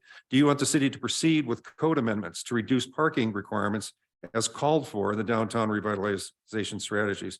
Could these actions lead to our older, unique, single-story commercial buildings being demolished and replaced by multi-unit buildings? And that would be for Matt. Thank you, Al. Having deja vu hearing this question is, I've heard it when I ran in 2017, and it's been an ongoing question for quite some time. And the debate is, from what I've heard, and I don't think anybody's had an opposite opinion on this, is that we need to have a parking structure here at the community center to drive foot traffic through the downtown to help our local businesses. Everyone, every debate that I've been a part of, everyone agrees with that. As far as the parking standards, I would like to go ahead and compare our parking standards to what Redondo Beach and Manhattan Beach is doing, because I think we could reduce our parking standards. That's going to help businesses grow, and I really don't see that it would cause businesses to be torn down. So that's my answer. Thank you, Al. Yeah, thank you, Matt. Dean? Thank you. I'm probably going to take more than a minute because I need to first respond. A previous candidate mentioned my position on not paving the Greenbelt. I've been here for 4 decades. So there's a long history to this. The Public Works Commission at one time wanted to put a bike path down the Greenbelt. I served on the Hermosa Beach Bicycle Master Plan Subcommittee, and I fought against that. And we won. We did not pave the Greenbelt. Then more recently, an infiltration project that was labeled helping the runoff of water, but it amounted to a large construction on the Greenbelt. Again, I fought against that and we won. We're preserving the Greenbelt, but I'm certainly in favor of ADA accessible mats. My goodness, I am a sports disabled instructor. I know what it's like. But getting onto the parking strategy quickly, I don't believe that a broad reduction of parking reductions is going to solve our problem. I think that it could cause defeating the unique character we have in Hermosa Beach. So, whether a structure is built or not, it still remains to be seen. Perhaps a private funding approach, but I do not want to use taxpayers' money for something like that. So the history is parking structures tend to not relieve residential parking, and that's what really counts, improving the parking for residents. That is prime. And, as a historical society member, commissioner with preservation and landmark buildings, in my experience, I know what it needs, and I fully support protecting all the landmarks we have and avoiding construction. Having said that, parking requirements are not necessarily the way to go. Thank you. Thanks, Dean. Rob? Well, I have to say, first of all, that some parking restrictions have already been relaxed in order to encourage small businesses to be able to come into Hermosa Beach. As to buildings like, for instance, the Eudora bookstore and so on and so forth, it's true that if someone wanted to do something there, they would have to tear the building down and provide parking, which is, to me, kind of an absurdity. That's a classic building. I would love to see it stay the way it is, be revitalized, remodeled, and improved, and so on. But keep it, and to tear it down to put parking there is kind of ludicrous to me. But we do need parking. Parking is parking. It's the big thing that we have to have. I think that I'm very much in favor of providing more parking in the downtown area and more specifically Upper Pier and PCH. I propose that we build parking facilities with a flexible design. If the predicted decline in automobiles comes about, there can be repurposed for other uses such as retail shops, offices, community uses, etc. When visitors come to Hermosa Beach, they should be able to find a place to park near their destination. An expansion of Lot D at Manhattan Avenue and 14th Street is a prime example. A parking structure at the existing storage facility near City Hall, right over here, is another place for a flexible design. It could be built first and incorporated into a new civic center later by planning ahead. Rob, you can Yes. summarize? Yes. Summarize. Yeah, these smaller projects would be easier to finance and quicker to complete, giving us some relief to the parking, which in that case, if we had this extra parking, all the businesses in the area, we could relax the parking requirements because the buildings and the structures would take the place of much needed parking, would not have to be on site. Thank you. Yeah, thanks, Rob. Jeff? Thanks, Al. When I walked into the bank to open my campaign bank account, I said, hey, I'm running for city council. I need a campaign bank account. And they said, hey, when are you going to do something about the parking? So I know it touches a nerve. And that was my introduction to running for city council. I know there are several parking deck options to alleviate the problems that Al mentioned as part of the question. We don't have detailed designs on it, so it's tough to evaluate the particulars of any of them, but I'm really intrigued by the possibility of placing it in a place that helps our upper pier businesses, for example, the community center.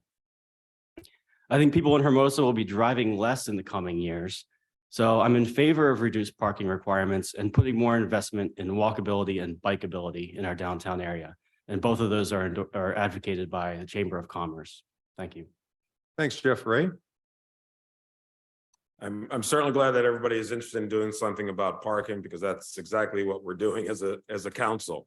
We've had parking study sessions. We are incrementally looking at employee parking, residential parking, and visitor parking, and figure out how to best utilize the parking that we have. It's important to remember that one of our challenges is we've got folks who have decided not to use their garages and instead and driveways, and some folks have up to 18, 19, 20 residential parking permits. So we are starting with that. There's been some mention about building parking garages up at the community center or up at the storage unit. It's funny because one of our quote unquote wasteful studies right now is looking at all our city-owned facilities to figure out what the best uses of those facilities will be moving forward. And that's, do we rebuild City Hall? Do we look at repurposing the current storage unit? Is that the place where we want to relocate? So there are lots of things in the works now that we are doing. So everything that was mentioned today are things that we are currently looking at as a city. And we started with a parking issue with the last iteration of residential parking permits. And I suspect we will be taking up other parking measures as we move forward. Thank you. Thanks, Ray. Kieran? Thanks, Al. Funny enough, when I went to fill out my paperwork, I believe I was the first person to put my paperwork in to run for city council. And before I did so, I had to pay 2 parking tickets. So I wanted to make sure that they were paid before I filled out my paperwork. Fortunately, with the advent of ride sharing and the growth of alternative forms of transportation, parking is less an issue than it was in Hermosa. However, we're going to build a parking structure. I would favor building at the community center, which is drive greater foot traffic to Upper Pier Avenue or the Civic Center. I agree with the process to build the parking structure. We should probably begin it as soon as possible. And again, money is the problem. We need to fund this, that's for sure. I agree also that it's necessary to reduce parking spaces in the downtown district and the parking requirements. Thank you.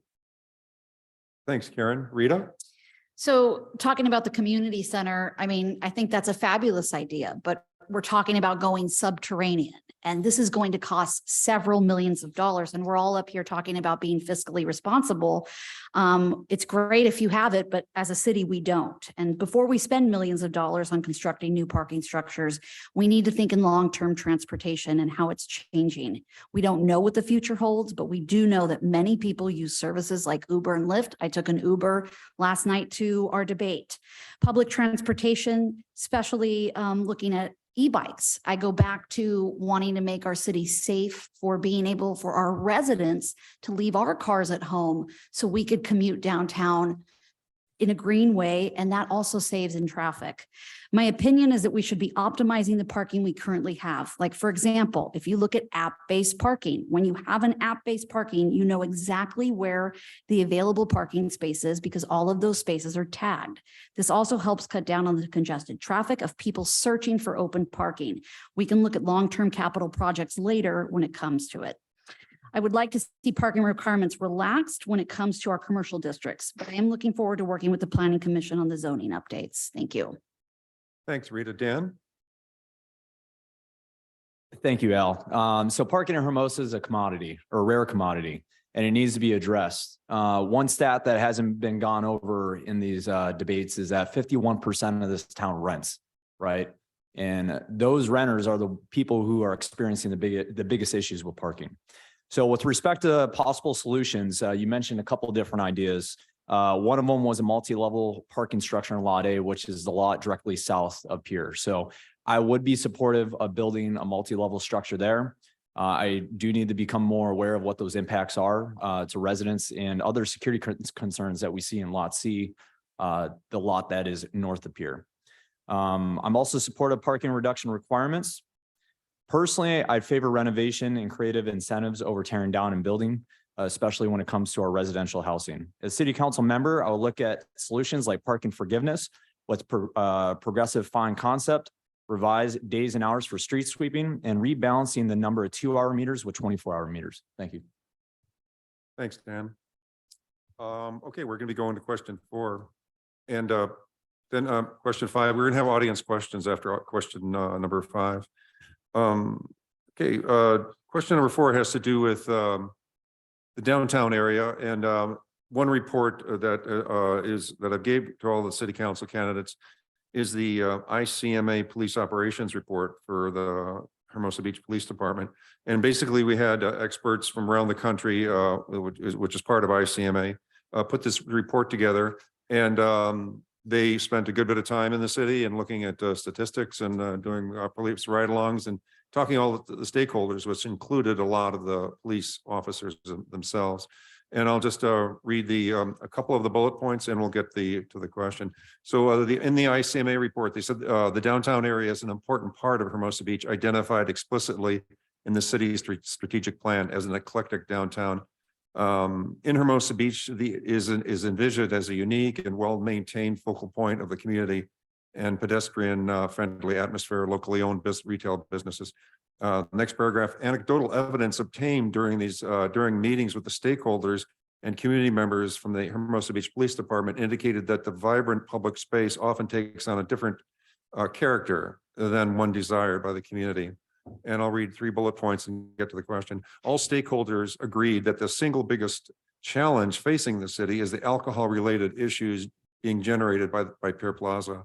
Also, the Hermosa Beach Police Department handles a large number of disturbance calls, undoubtedly originating from the downtown area.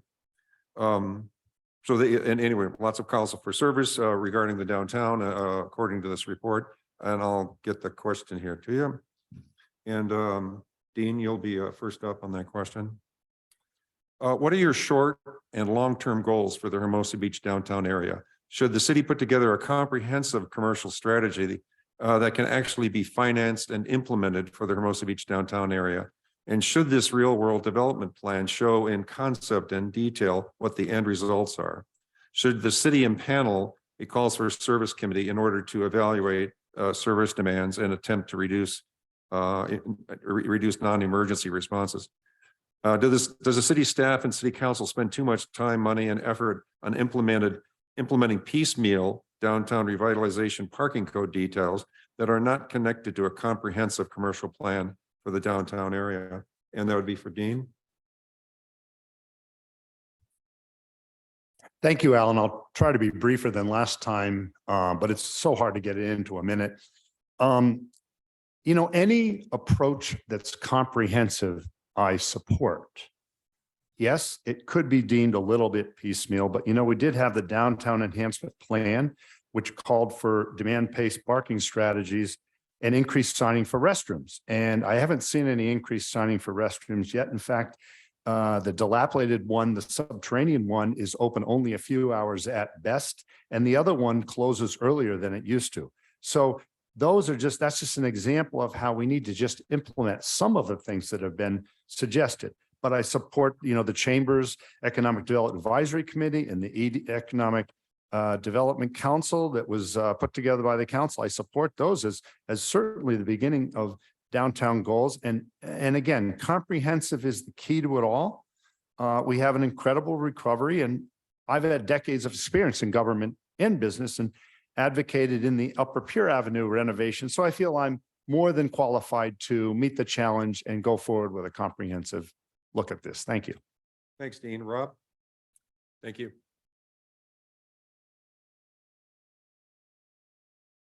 Okay. Short-term and long-term goals for Hermosa Beach downtown. Let me just paint a picture here for a moment, please, of what I think the downtown should look like in the future. My short and long-term goals are to make the experience of living in and visiting Hermosa Beach a pleasant one from start to finish. When we turn down from PCH, down the main gateway of Pier Avenue, it should be a slow, gridlock-free drive all the way to Hermosa Avenue. If you're a visitor, you should easily find an ADA, EV, or bicycle parking place near your destination. When you are finished enjoying your music, entertainment, dining, shopping, or services, a safe stroll back to your chosen mode of transportation should end your visit with a pleasant memory and a desire to return. The same experience of coming and going should be the same for residents.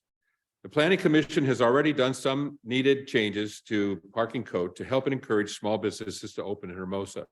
Sometimes small adjustments are needed for effective quick fixes. One or two small flexible parking structures will be easier to finance and quicker to complete. So I think that Lot A is probably not the best choice to begin with. It's also a prime piece of property, and I think might be best used as a retail area. You can summarize, Rob? Sure. Somewhere near the community civic center here, or again, Lot D at Manhattan Avenue and 14th Street, I think would be better choices. Thank you. Thanks, Rob. Jeff? Thanks, Al. Short term, I want to make dining decks permanent and make improvements in lighting and signage and some of the near-term things that are outlined in the economic development strategy. Long term, I want to start looking at mixed use zoning to make Upper Pier have more of a sense of a community feel and a sense of place. Now, I'm for this being a continuous process. The word piecemeal has kind of a negative connotation. But if seeing improvements sooner and progressively means piecemeal, then I'm for that. Thanks. Yeah, thanks, Jeff. Ray? Incremental is the word that I've learned since I've been on council. I thought initially that we could move things forward at a quicker pace, but I've come to learn and appreciate that slow and steady sometimes gets us to where we need to be. Just a reminder that while downtown, the pier is obviously an important component of our economy, we can't forget the majority of our economic engine is driven by the businesses on PCH as well as aviation. I think the Economic Development Committee has done a good job in identifying areas in which we can all agree on and move forward to help with our downtown area. And with regard to the parking, I had a business owner who told me when I first started this exploration to run for council, we don't have a parking problem, we have a parking management problem. And that's something that we are grappling with right now as a council, and we're moving forward in a positive direction. And everyone is talking about building parking lots here and there and everywhere. Parking lots aren't free. So thank you. Yeah, thanks, Ray. Kieran? Hi, thanks, Al. I think we're all stakeholders of Hermosa Beach as residents here. I really do believe that I'm gonna bring this, beat it home again, but definitely dog park or dog beach somewhere in Hermosa Beach. I get it probably every third door I knock on. That is a huge question that I get asked about. Definitely the dining decks, rooftop decks for sure to enhance the small business of Hermosa Beach. Again, solar lights from 10th to 15th Street for the volleyball crowd and the beach tennis crowd is definitely a goal of mine to bring to fruition. E-bike parking, we really need, if we're gonna, my second vehicle is an e-bike. I gave up my other car and for my e-bike, and I really believe that we need more parking for those e-bikes and safer parking for those e-bikes, and make sure they're lit enough to where we're not gonna get people's bikes stolen. More business friendly for sure. And we really need to focus on the Upper Pier Avenue that Ray talked about. I think that we really need to do a little bit more up there. And if we do a parking garage up top of Pier Avenue, Upper Pier Avenue, then it's going to bring some revenue. Everyone's going to have to walk down from the top all the way down through Hermosa. Thank you. Thanks, Kieran. Rita? So the city has already put together a comprehensive strategy, and that's the economic development study. That strategy specifies 30 strategic actions, and I look forward to supporting and executing the plan. Wayfinding signs and updating the lighting are two of my favorite things. I do agree with a few people on here about our aviation corridor and upper PCH. We do need to address that and bring that and really tie it into our downtown. To touch on your question, Al, about the calls for service, which I don't think anyone has yet. No, I do not believe the city should form a committee to evaluate the calls for service. This goes back to my need for wanting to update our database technology when it comes to policing. Through the use of data and modern tools that already exist, we would have the capabilities to set the data into specific categories. We could have a holistic view of what's actually happening in the businesses, like code enforcement, signage, et cetera. The police department already has a data analyst, and we have a data analyst in the city manager's office. So this is all very realistic and could be achieved in the short term. The public should have access to this information in a clear and concise way. Thank you. Thanks, Rita. Dan? They stole all the good stuff. But I will echo Councilmember Jackson's comments. The question's unfairly bounded to only downtown. I've heard numerous comments from other business owners on Eastern Pier Ave as well as on PCH, and aviation has a lot of potential as well. I mentioned this phrase last night. Sometimes there's too much talk and not enough walk. I think we need to focus on those high, big, key priorities that will actually boost business in town. Many of those recommendations are already in the economic development strategy that Rita mentioned. So the things that include beautification, revitalization, I heard a loud, resounding, let's do something about the code updates in the last couple of weeks, as well as business outreach and the economic development work program. So as city council member, I would take a refresh look at code enforcement, costs and processes for permits and licensing, as well as other things that support local business wants in town. Again, it's just giving an ear and following through on the things and recommendations that the city is providing. Thanks. Thanks, Dan. Matt? Thank you, Al. The way I see how our downtown area is, I see it's dying a slow death. And if our city does not get involved and define how we want to have our downtown area, I see our city going into the area of Westwood Village and Santa Monica 3rd Street Promenade. That's where we're going. We're dying a slow death. We've done a great job of monitoring the business and doing economic development, but the city has not taken responsibility for actually the downtown area itself. What do we want as a community? How do we want to have the look and feel of our downtown area? I think we need to revitalize our downtown area so it's a place where people want to go to have a good time and feel safe. And I hope we can do that. I hope it's together as a community to come and say, this is what we want in our downtown area. But I think the city has neglected it. I would put this on par with our city, who has been busy with environmental agendas that when I first got on the EPAC, our fire station was ravaged by termites and mold to the point where our firefighters had to take station in a trailer behind City Hall. I kind of see that's where we're at with our downtown area right now. The city has neglected our downtown area, and it's time to go ahead and come up with the revitalization plan. Thank you. Yeah, thanks, Matt. Okay, that finishes question 4. We're going to do question 5 fairly quickly, we hope, and then we'll go to audience questions. So anybody out there who has a question, let us complete question 5 and think of the question. And when you do pose it to the city council candidates, it has to be a question that all the candidates can answer. And then we ask that you're not referred to one specific council member, because each candidate is going to be answering the same question. So come up, and that'll just be right after this question here, question 5. So this question is kind of relates to the last one. So that ICMA report that was put together for the city paid for that report. That was released about 10 years ago. And currently we have a couple of things that were released by the city council. And that was just from in 2021, in May of 2021. So just this past year. And anyway, what we're going to be asking here, and that thing that was released in May of 21 is called the Hermosa Shines Ordinance. So it's kind of an ordinance to get our way out of the COVID situation and how different things would be enforced after that. So anyway, this debate question has to do with the findings from a few reports. I'll read them really quickly. So there was a Los Angeles County Department of Public Health. They have almost $1 billion budget. And they did a report called Reducing Alcohol Harms in Los Angeles County. And Hermosa Beach, of course, is included in that. So one of their bullet points is communities with a high density of restaurants, bars, and stores selling alcohol were much more likely to have increased rates of violent crime. Excessive alcohol consumption, which includes binge drinking and heavy drinking, not only has devastating personal effects, but also takes a tremendous toll on families and communities. The next one is in the Hermosa Shines Ordinance, which I'll be going over those bullet points. They refer to a Urban Institute Justice Policy Study, and the name of that study was Alcohol Outlets as an Attractor of Violence and Disorder. So this study was mentioned in the Hermosa Beach Shines Ordinance.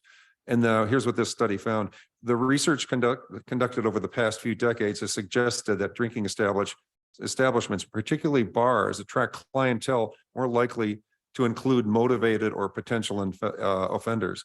The results of the model is examining aggravated assault reveal that the density of on-premise alcohol outlets is a significant predictor of aggravated assault. In essence, regardless of the behavior mechanism that produces violence, bars are an attractor of violence. And then we'll get to the Hermosa Shines Ordinance, and then we'll go right to the question. So this was written by, obviously, the city council staff. So the Hermosa Beach city manager was involved, obviously, and the Hermosa Beach Police Department. I didn't ask them, but obviously they're relating to a lot of problems in the downtown. So this was just a draft released this past May of 2021, and it's an ordinance that was a draft. It was not passed, but had it been passed, the findings and the methods and techniques for enforcement would have changed. So here's what the Hermosa Beach City Council says. The City Council also desires to reduce adverse impacts on the community that result from the operation of the alcohol establishments. Repeated and consistent crimes related to the sale and service of alcohol in the downtown district, that's Hermosa's downtown, include without limitation disorderly conduct, larceny, public urination, defecation, vandalism, and driving under the influence. This disproportionate alcohol-related crime rates have created an adverse impact and disruptions to the community, resulting in a collective, consistent, and long-term nuisance. I'll go to the question. And again, that was from our city manager, and this Hermosa Shines Ordinance was put together and discussed at a study session and not passed, but they came up with a number of findings. So question 5, and that will be for Rob, will be up first on that. Do you agree with the findings from the following research reports? Reducing Alcohol Harms in LA County, and the other study, alcohol outlets as attractors of violence and disorder. Do you agree with the findings from the Hermosa Beach Shines Ordinance? Have you been aware, and do you think the Hermosa Beach public is aware of the severity of the ongoing alcohol-related crime problems in the downtown area? And that would be for Rob. Thank you. I think there is merit in the claims in these reports, and the triennial report obviously indicates that there are problems with assaults, drunken public, DUI, et cetera. The triennial report is made up from the police department, the police department, code enforcement, and the fire department, and is presented to the planning commission 3 times a year. And so I am aware of some alcohol-related problems in those reports. But judging by public response, I'm not so sure that the public is aware. We get very little questions, very little attendance, very little comments from the public about the triennial report. So I think that I believe this question should be fully vetted by the new city council in a public hearing before action is taken. It's important that we hear from residents and business owners as to all the aspects of this very important question. While I agree with some of the aspects of the Shines Ordinance, I think that after a new public hearing, some changes could be made. Thank you. Thanks, Rob. Jeff? Thanks, Al. I was not happy with that draft ordinance, and I was not happy with the city for thinking for 1 second that it was a good idea. It came on the heels, ironically enough, it came on the heels of the city allowing live entertainment outside during COVID, which was a fantastic measure that's got broad support from the community. And then this draft ordinance came out. I'm not surprised at all that there's a study that says alcohol increases the potential for violence. This is not shocking to me. But overall crime trends that you cited are down over the last 10 years. We're having less violent crime in the city than we had 10 years ago.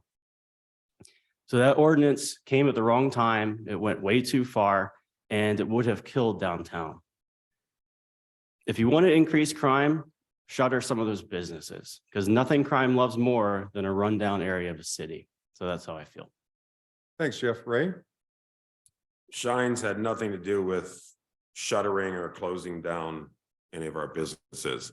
As a reminder, Shines was a community-wide reopening, recovery, and resilience plan that put the focus on vital elements to ensure that we could open up safely.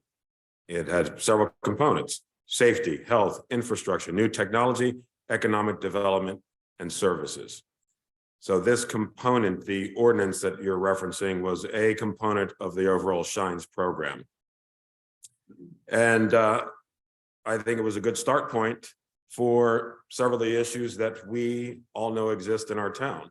I've spoken to several businesses in our downtown area. I've spoken to our city staff, our city, our police chief, and I think there is agreement that we have some challenges downtown. And there is also agreement that these issues should be addressed. Several of those, I think, could be addressed through the business improvement districts that we've had discussions about. Whether an ordinance at some point is going to be needed to address some of the other issues, that's to be determined. But there are certainly discussions taking place now with regard to how we can make our downtown safer and more welcoming to all. And I think that's a good thing. Thanks, Ray. Kieran? Thanks, Al.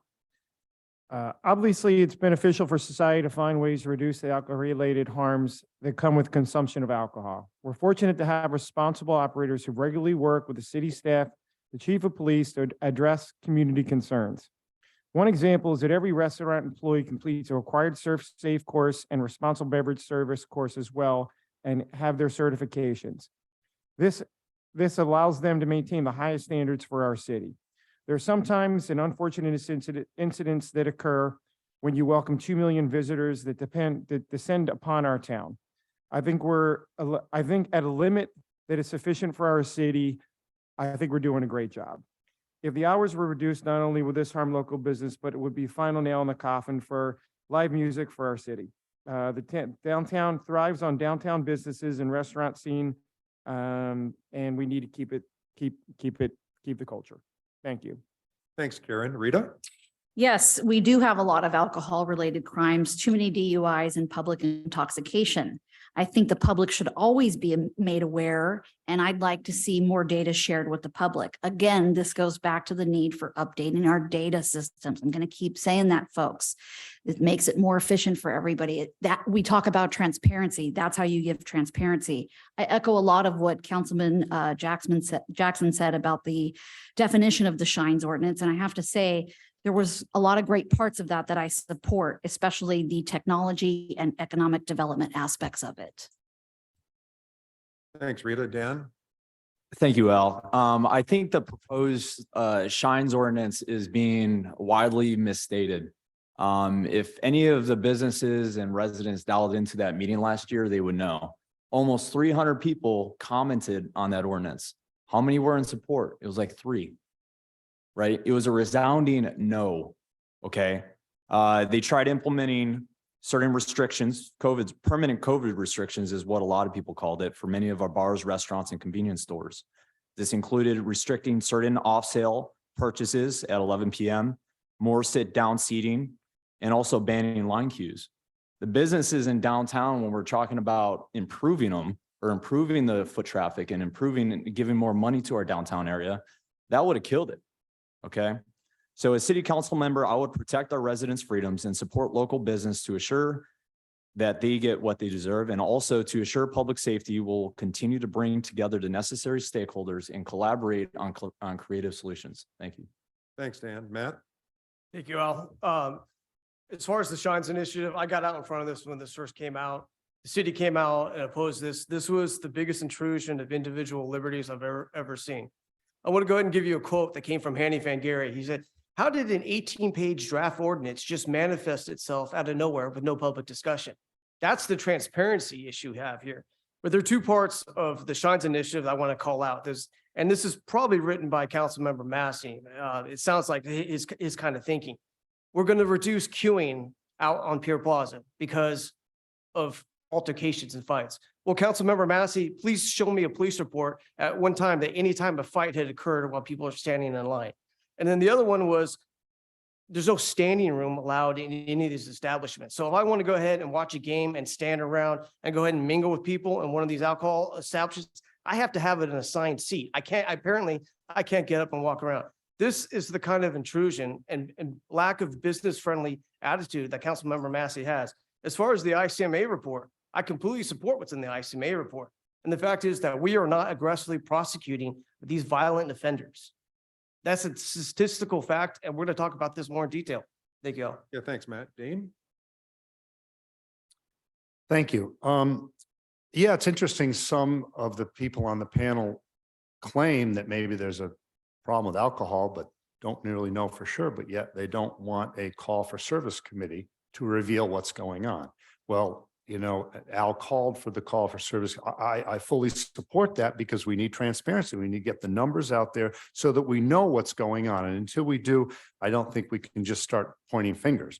On the other hand, that ordinance is not the way to go. We need voluntary compliance, and there's a lot we can do to reduce alcohol-related crimes. Obviously, we need to reduce them. Whether one study or another shows they're there, we need to reduce them at every inch of the way we can. And voluntary compliance steps, more police visibility, community-based policing, private security out there. As I stated before, a concierge tent out at the plaza, they could put breathalyzers there. They can encourage people to follow the law. And that's the way to do it on a voluntary basis. Some of the bars and restaurants should provide free non-alcoholic drinks for everyone. There's no reason in the world why you need to be paying high prices for a non-alcoholic drink. Let's encourage people to drink water and non-alcoholic drinks. And, you know, if we need to adjust the closing times to allow patrons to clear their heads before they leave, all of those things are things that we can do. But you know what? I don't have all the answers. I will listen to what the people want to do and what the public has to say to it out in front of us. Thank you very much. Thanks, Dean. Rob? I started this question. Okay, gosh, next person. Oh, gosh, we're going to go. I got goofed up. We're going to audience questions. Okay.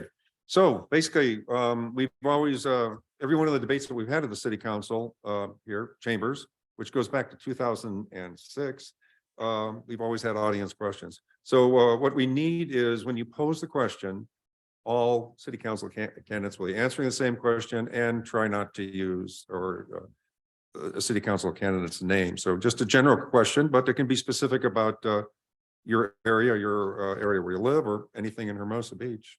Thank you. Can you hear Okay. me? Yeah, Kent, go ahead. Okay, candidate, I can't say his name, McCool actually stole my question. And it has to do with our city attorney. Now, anybody who watches the city, by the way, I'm Kent Allen, resident since 1978, and I served on the planning commission for 12 years.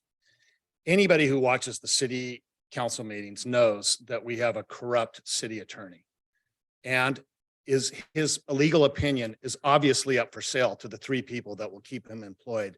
And he makes money off giving bad advice. And you need not look past CrossFit Gym to see that.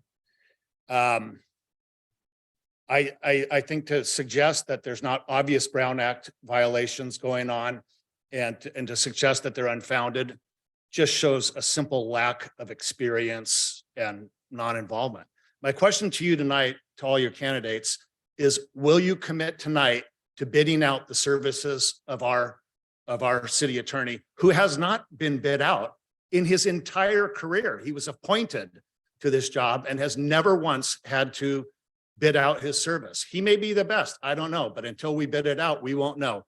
Are you willing, and I'm looking for a lightning round type answer, are you willing to commit tonight to saying that you will commit to bidding out the services of the city attorney? Thank you. That'll be for Jeff. Thanks, Ken. Yeah, I've been a little bit surprised at how he has allowed, in one particular instance, the city council to go down a route that was perilous, and I'm referring to the CrossFit Gym, how it was allowed to get down that far without his guidance away from what ended up being a pretty painful lawsuit.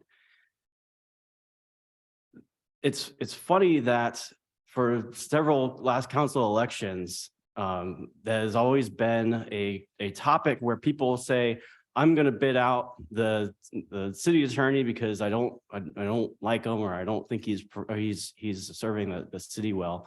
And then once people get elected, I don't know what it is, but he becomes their best friend. And so I don't know what's going on there, Ken. I think that I want to say yes. I think it's always good to see what's available, introduce some competition, an RFP process. So I want to commit to that. Can you summarize? Yeah, I will commit to that. Thanks, Jeff. Ray? I look forward to reading and watching everybody's comments about our city attorney from the previous years. Everyone's complaining about this city attorney now, and I'm sure that your comments have been recorded in our minutes, and I look forward to reading about those. There's nothing corrupt about our city attorney. There are certainly no Brown Act violations, contrary to what people are pushing, and I've got nothing else to say about that question. Thank you. Thanks, Ray. Kieran? Yes. Yes, I believe we should always bid out positions in the city, and I believe it's been quite a good time that this position has not been bid out, and I believe that we need, again, more transparency, especially in this position and with city council, and I believe that we should actually bid this out. Yes. Thanks, Karen. Rita? I'm going to respect Mr. Allen's lightning round request and no. Thanks, Rita. Dan? I'll try to be quick with this one.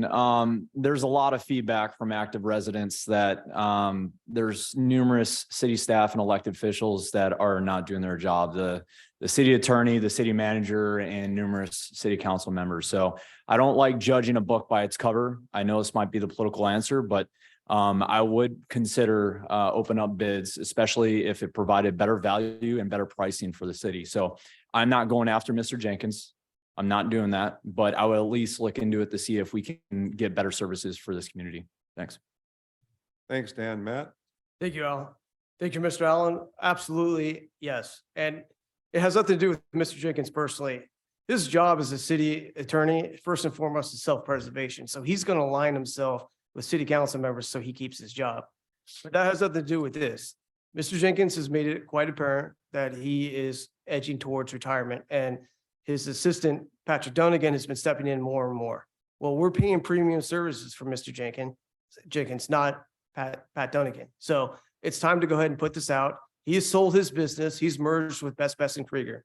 Let's go ahead and put this out. Let's let Best and Krieger go ahead and put a bid in. But we are paying a premium for Mr. Jenkins, and we're not getting premium service anymore. And I wish him the best in his retirement, but it's now go ahead and time to put this out. Thank you. Thanks, Matt. Dean? Thank you. First, the speaker brought up the Brown Act, and I have been professionally trained on the Brown Act as a previous city commissioner. I expect to follow it. I will consider the suggestion of bidding out, but more importantly, this speaker and others have been very critical of the city council, sometimes even distastefully, but it doesn't matter. I still listen to the input of what people have. I've been experienced in government, experienced in commissioners, and this is the problem we have, is that we need to listen to all the people that speak and the input they provide, because that's very important. And that's really important. And I am promising you that I will, no matter how much I disagree with what you say. Thank you. Thanks, Dean. Rob? I will not say anything disparaging about Mr. Jenkins or any other city council member at this point. But I will say that I think it's always a good idea to get new ideas, new estimates for services. As a contractor, I have been a contractor for 45 years. You would never just hire the same plumber year after year, day after day. You'd always get new bids. It just makes logical sense. And periodically, I think the city should look at everyone's performance and so on and so forth. So I would say that I think there's nothing wrong with looking at a new attorney and getting some estimates or request for bid. So, but I'm not necessarily think that there's anything wrong with the services he's provided. Thanks, Rob. Okay, audience question 2. Anybody else? Yeah. And it looks like we'll be able to have everybody who wants to take a question or ask a question will be able to do so. So, yeah, go ahead. We're Linda and Tony West, and we've lived in Hermosa Beach since 1963. So we came here a long time ago. We've seen a lot of changes, and we just appreciate the fact that all of you are willing to go through all this to try to run this city and make it a good place. We appreciate it. We live on a street with a lot of renters who will never buy a house in this town. And that's sad for us because these are, speak louder. But that's not really my question, our question, because we've just heard people talking about the fact that the Culture Coalition, which some people refer to as the bar lobby, have put on fundraising parties. I don't know anything about that personally, but I was wondering if each of you could address this issue and tell us what connection you have to this organization. And if you have, do you plan to report these events as donations to your campaigns?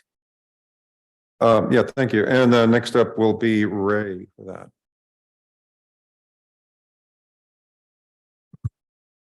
Hello, Linda and Tony West. Thank you for being here and thank you for your question.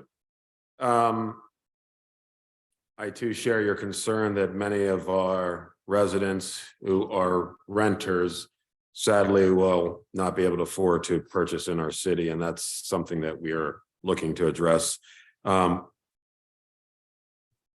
with Sacramento requirements and whatnot. With regard to your question about the Culture Political Action Committee or whatever their proper title is, I can't speak to their efforts. I can only speak to, I was invited to attend one of their events, and I was unable to attend because I was at the Independent Cities Association swearing in, where I was sworn in as the secretary. And I just know it's, that's really all I know. Thank you. Thanks, Ray. Karen? The Hermosa Beach Culture Coalition is mainly based on small business. It has nothing to do with bars and restaurants in general. It has to do with small business and keeping our culture of Hermosa Beach. And that's really what it's about. It means retail stores, t-shirt shops, bike rentals, things of that nature. It has nothing to do with only bars and restaurants. It's, yeah, again, based upon small business. Renters, again, I owned a house here for 8 years, and it's really tough for me to get back to where I was in 2024 to purchase a house again. And I know it's really difficult for the renters to save up enough money with the high rents in this town to be able to afford again. But hopefully I'll be right back there as soon as I possibly can and be able to afford to buy again in Hermosa Beach, because this is the town I love and I will never leave it. Thank you. Thanks, Karen. Rita?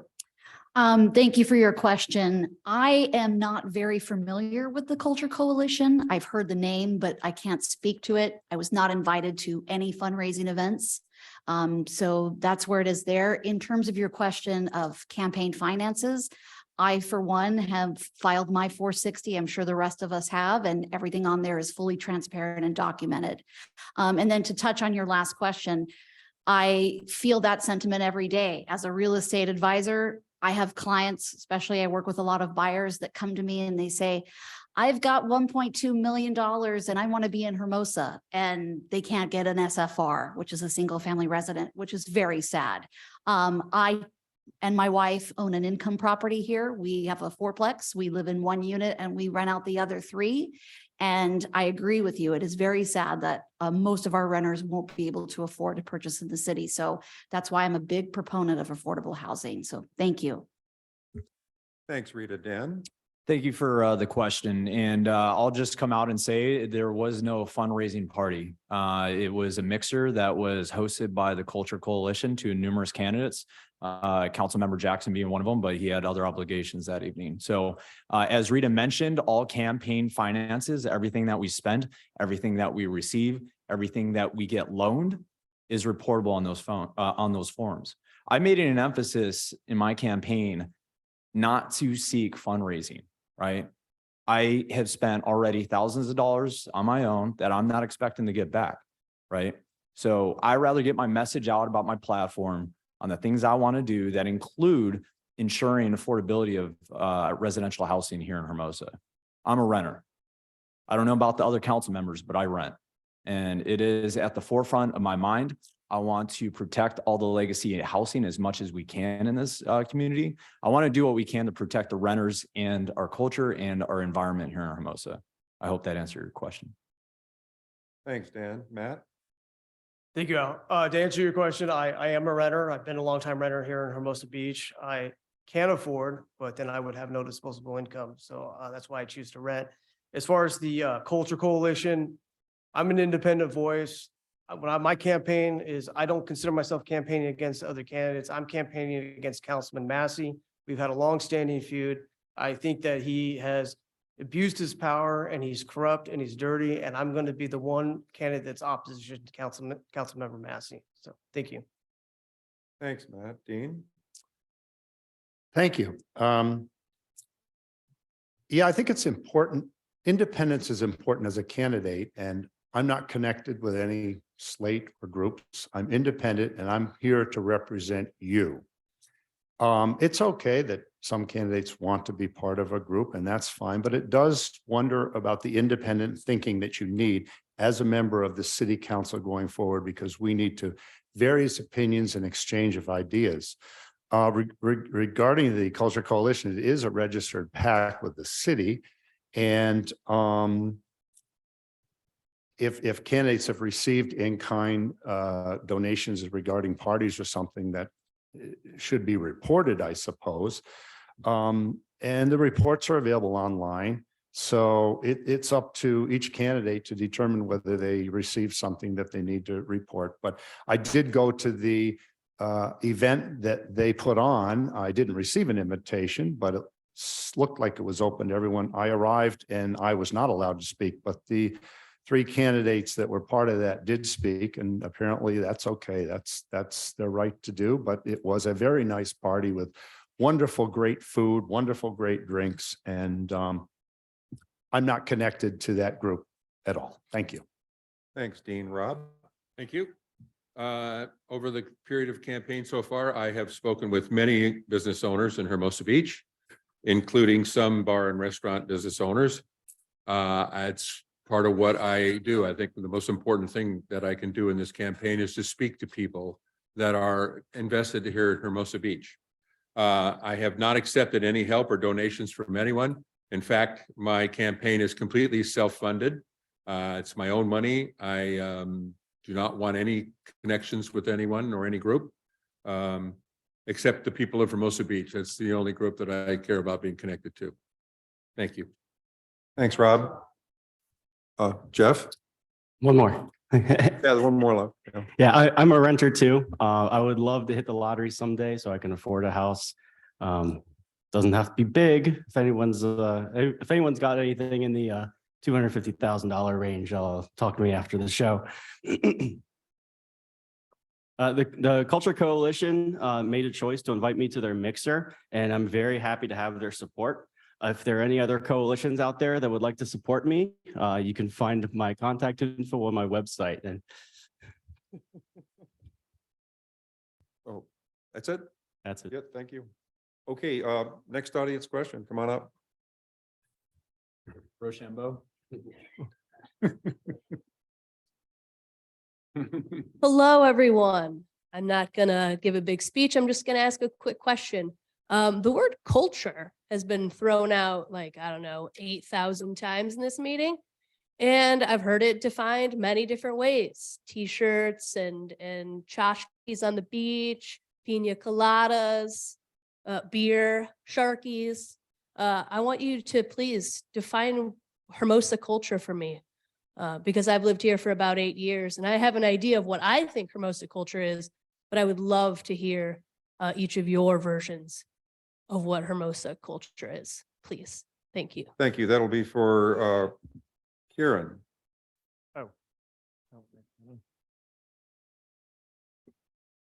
Thank you.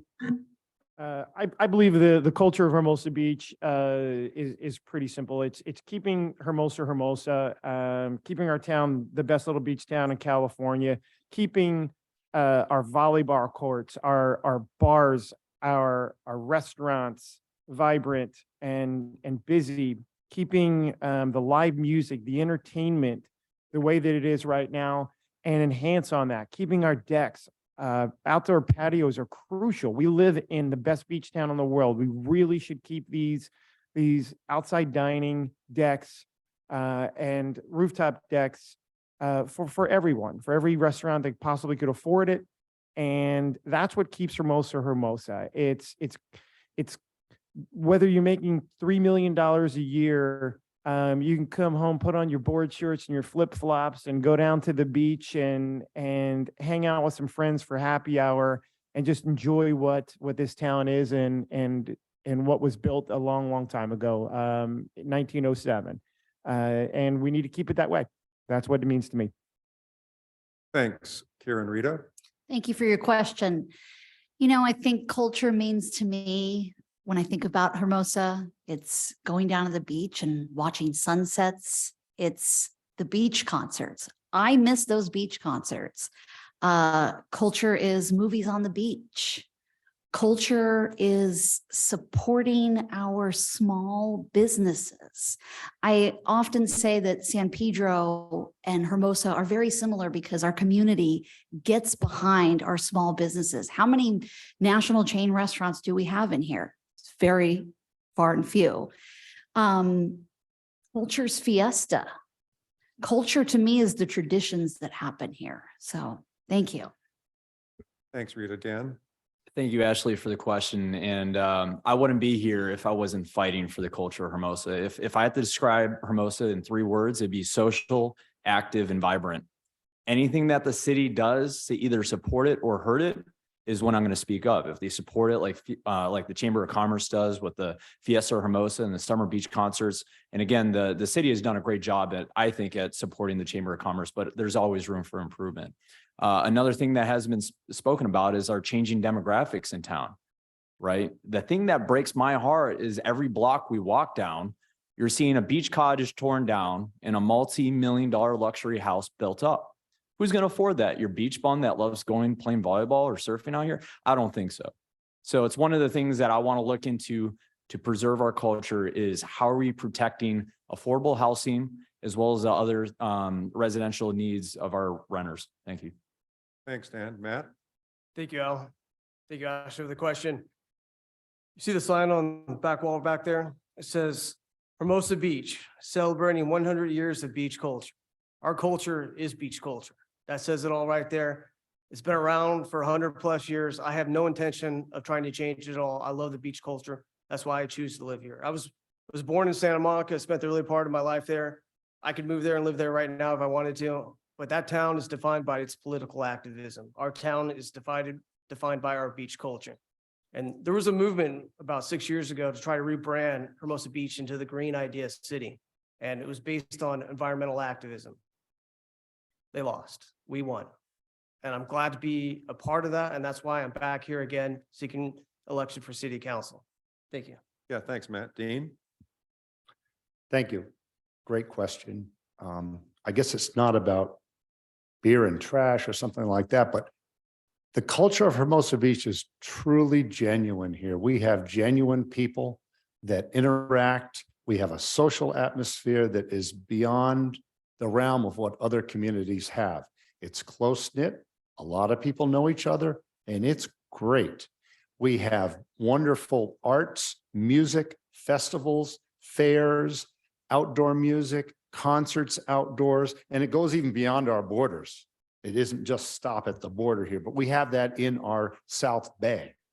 And that is so unique to what we have here that nowhere else in LA has that. We have it right here. And it goes beyond just beach.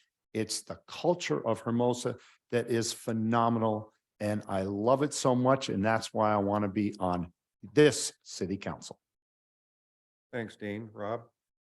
Well, we're a very small town, obviously.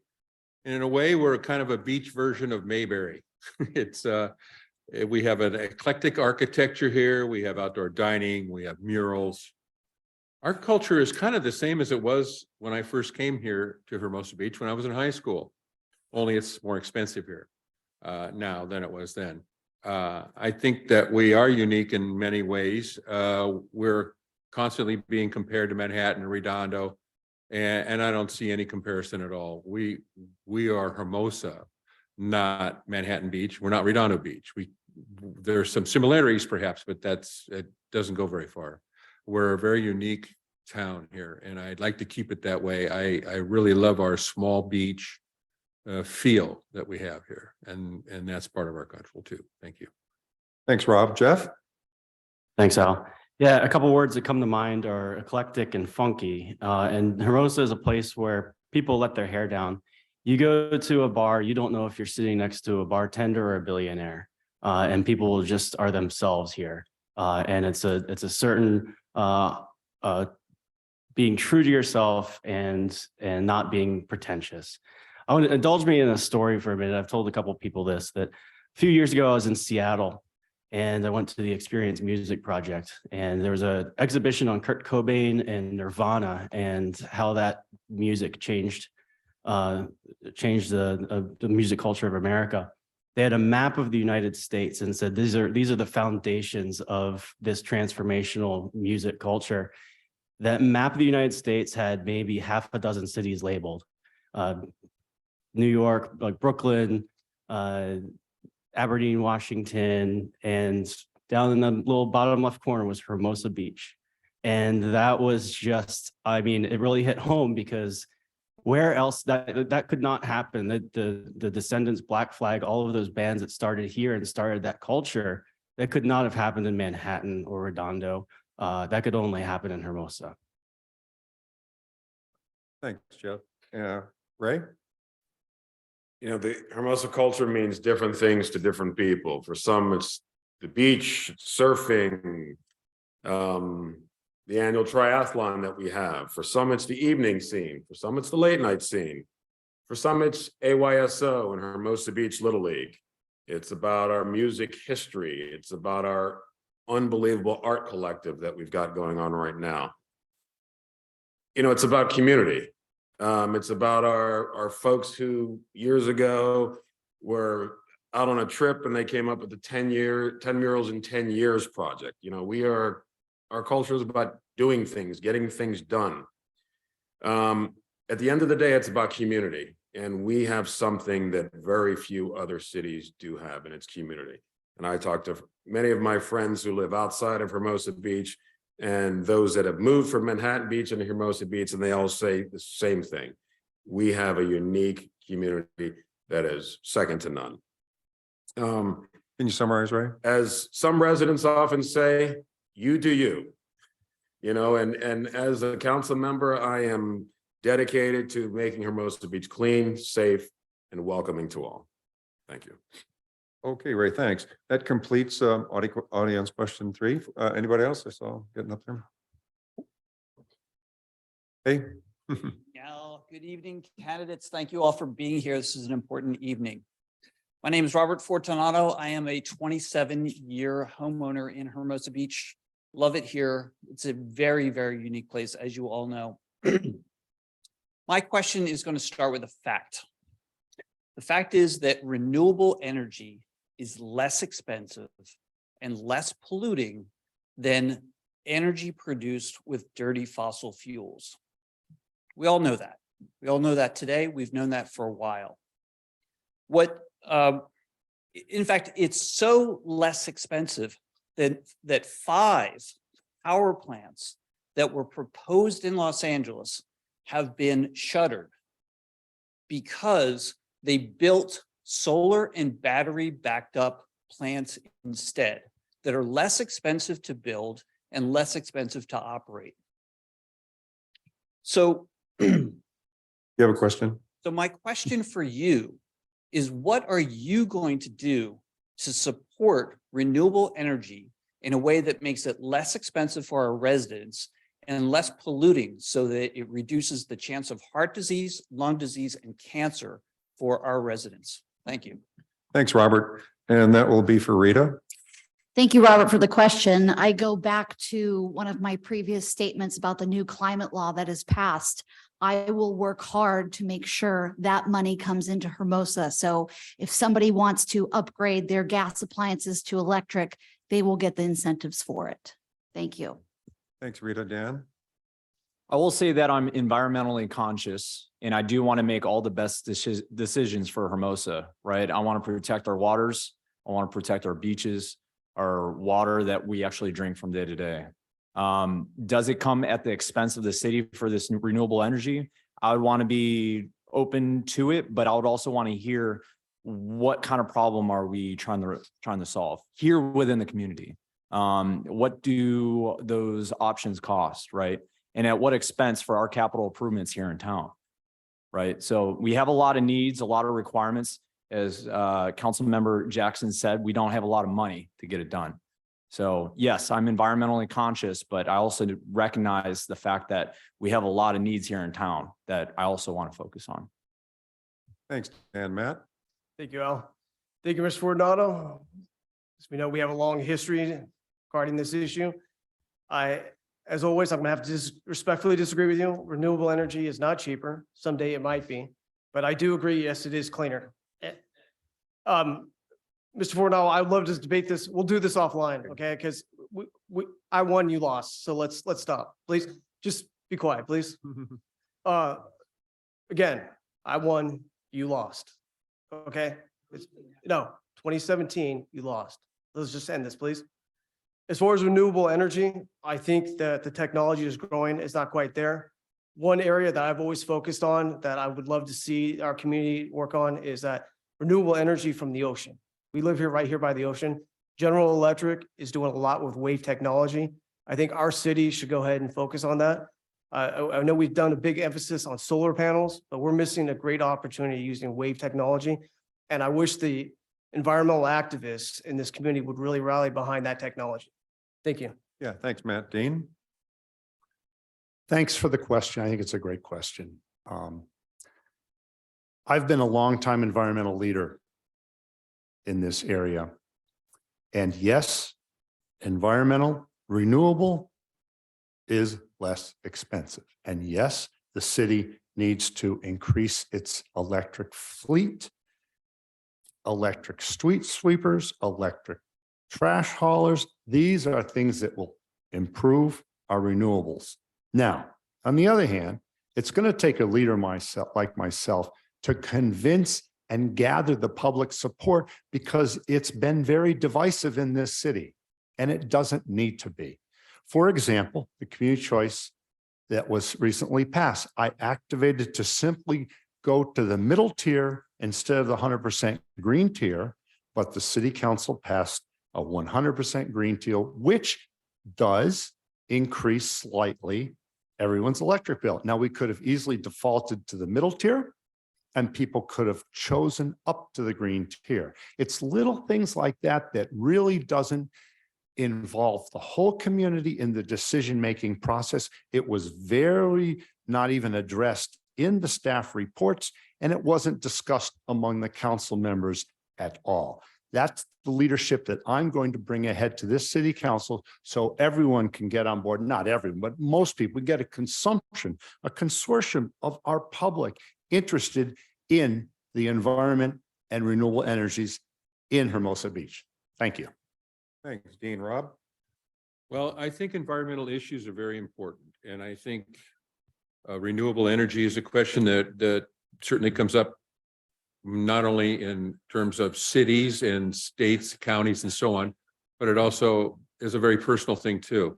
I am in support of environmental issues, but I think I'm also, I think that it's important that we allow individual choices. So when environmental issues are thrust upon everyone in the city with or without their permission, I think that's wrong. I think that each individual should be able to make his own choice about whether or not he wants an electric car or a charging station or a CCA and et cetera. And sometimes it just seems like those issues are pushed on us, and I don't care for that. I think it's up to the individual to make his own decisions about solar panels and so on and so forth. Thanks, Rob. Jeff? Yeah, thanks, Al, and thanks, Rob, for the question. The way we're going to be greener in the future is through innovation. And people innovate better than the government, and especially when, as you say, it's more economically advantageous. The city council signed us up for CCA, so the city will have to make investments, and we don't know what those are yet. Once we determine that direction that we're going with the CCA and the investments we're making, I think we need to craft a strategy that complements those. What I'm not interested in doing is adding another layer of regulation, because we have national, state, county regulations, and I'm not particularly interested in adding a Hermosa Beach layer of regulations to that. Thanks. Thanks, Jeff. Ray? Thank you, Al. Thank you for the question, Mr. Fortunato. Sounds like there's some folks on the panel who think we need a study on wave energy. So maybe that's something we can add to our list of studies in the future. Our city council has authorized the purchase of electric vehicles for our police force, our public works folks. Athens is powered by CNG. We have led the way in making our city cleaner and greener within our means. If you look at what we've done with regard to outdoor dining decks, that has reduced the number of vehicles that are traveling into our city. We have more people riding e-bikes now. So that's less vehicle traffic into our downtown with cleaner bikes or pedestrians. We also have the solar array on the Civic Center that saved our residents over $70,000. It's halved our electric bills and reduces the local pollution that causes heart, lung, and asthma. Again, we've talked about the purchase of electric vehicles, and we also have more EV charges per capita than most other places. That allows our residents and visitors to charge while they're shopping and spending their money in our city. So I think Hermosa has led and will continue to lead the way, and I'm a proud member of the team that's helping to move us forward. Thank you. Thanks, Ray. Kieran? Thank you for the question. I do believe in in solar energy. I do believe in renewable energy. I believe that California has and is a pioneer for the 2035 change to electric vehicles. I think we're probably the pioneer in not only the country, but the world as far as that's concerned. I do believe in solar powered energy, the EPA Act, and I am a waterman. I'm a boater. I am all for everything EPA for sure. Thanks. Okay, Karen, that ends we've completed our city council candidates on that question. Any other questions? Okay. Hi. Hello. Hi, my name is Laura Pena. If I seem a little squirmish right now, I was just hit by a car coming back over here. Oh, no. So we need better lighting, okay? I can't stress that enough. But one of the things that I'm glad Ashley asked is what is our culture? We don't give up. That's one of the things in being in Hermosa, we don't give up. My name is Laura Pena. I'm a resident and I'm a business owner. And I want to thank each and every one of you for putting your hat in this ring to run for city council. I've been attending 90% of the council meetings for the last 2 years. These are long, somewhat arduous, as some of us know, and it's true public service. So for 3 of you, you're going to put your hat in the ring, and I wish the best of luck to you. One of my question is, communication in our city needs to be improved. And I know this because I work as hard as I can to stay informed about the issues that our community and our businesses face. Recently, when one of our housing element meetings, only 25, maybe 26 people filled out the survey on housing. And I know more people in our community care about it. I know they do. What 3 things would you do to improve our communication to our residents and our businesses so you can get the feedback that you need to help us make Hermosa the best little beach city? Thank you. Thanks. Yeah, that would be for Dan. First off, are you okay, Laura? Do we need the volume? Okay. As far as communication, we talked earlier, Bert, about transparency.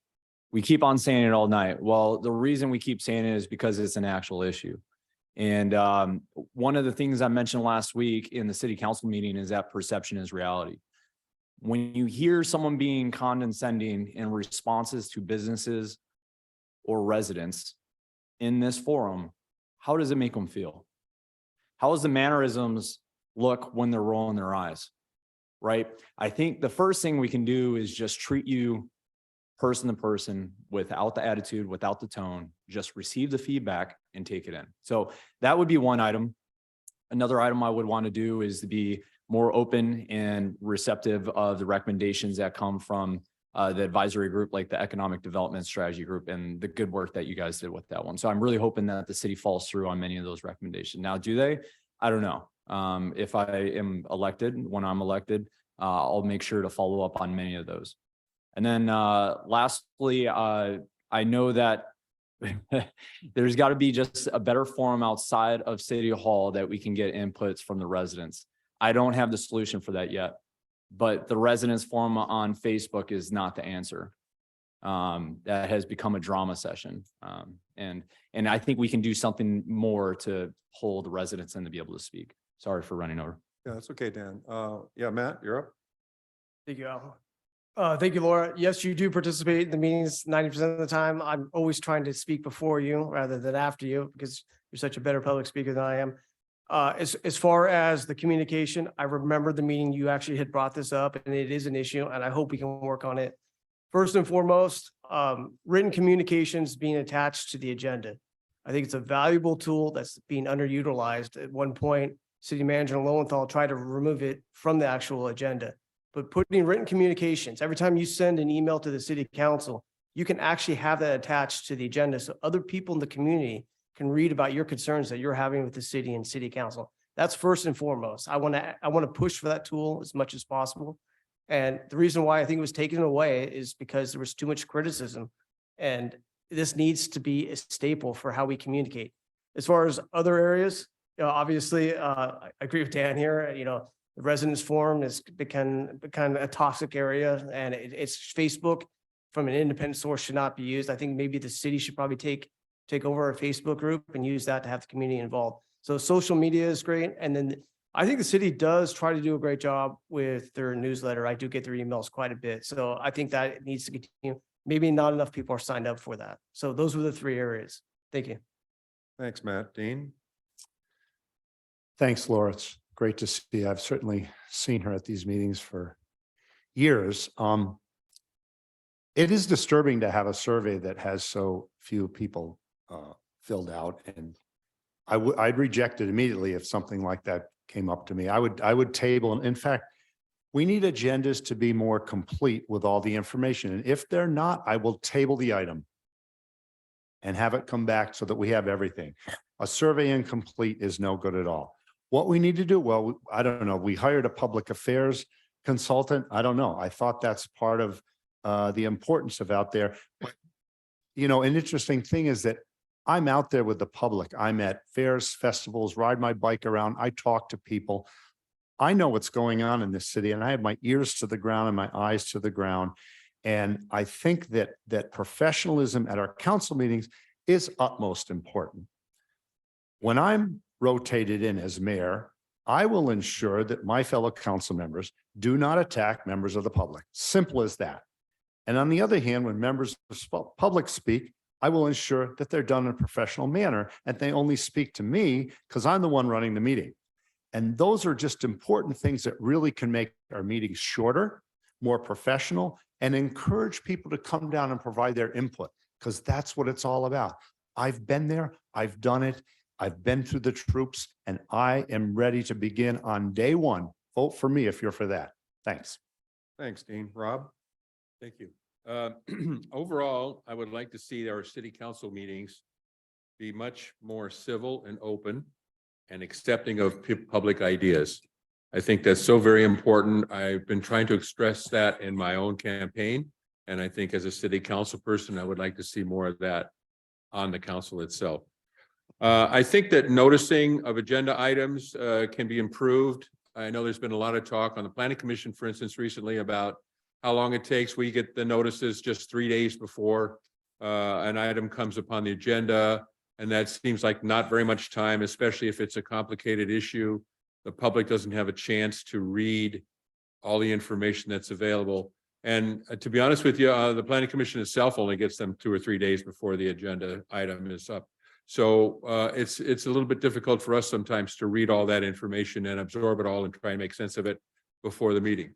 I think we can do a little better with that. I'm not sure how. I know our staff does a very good job. They work hard at this, but somehow or another, I think we could increase the time between when the agenda item is presented and when the noticing comes out for everyone, so they can have a little more time to get their thoughts together and come down to the meeting and speak intelligently on an item.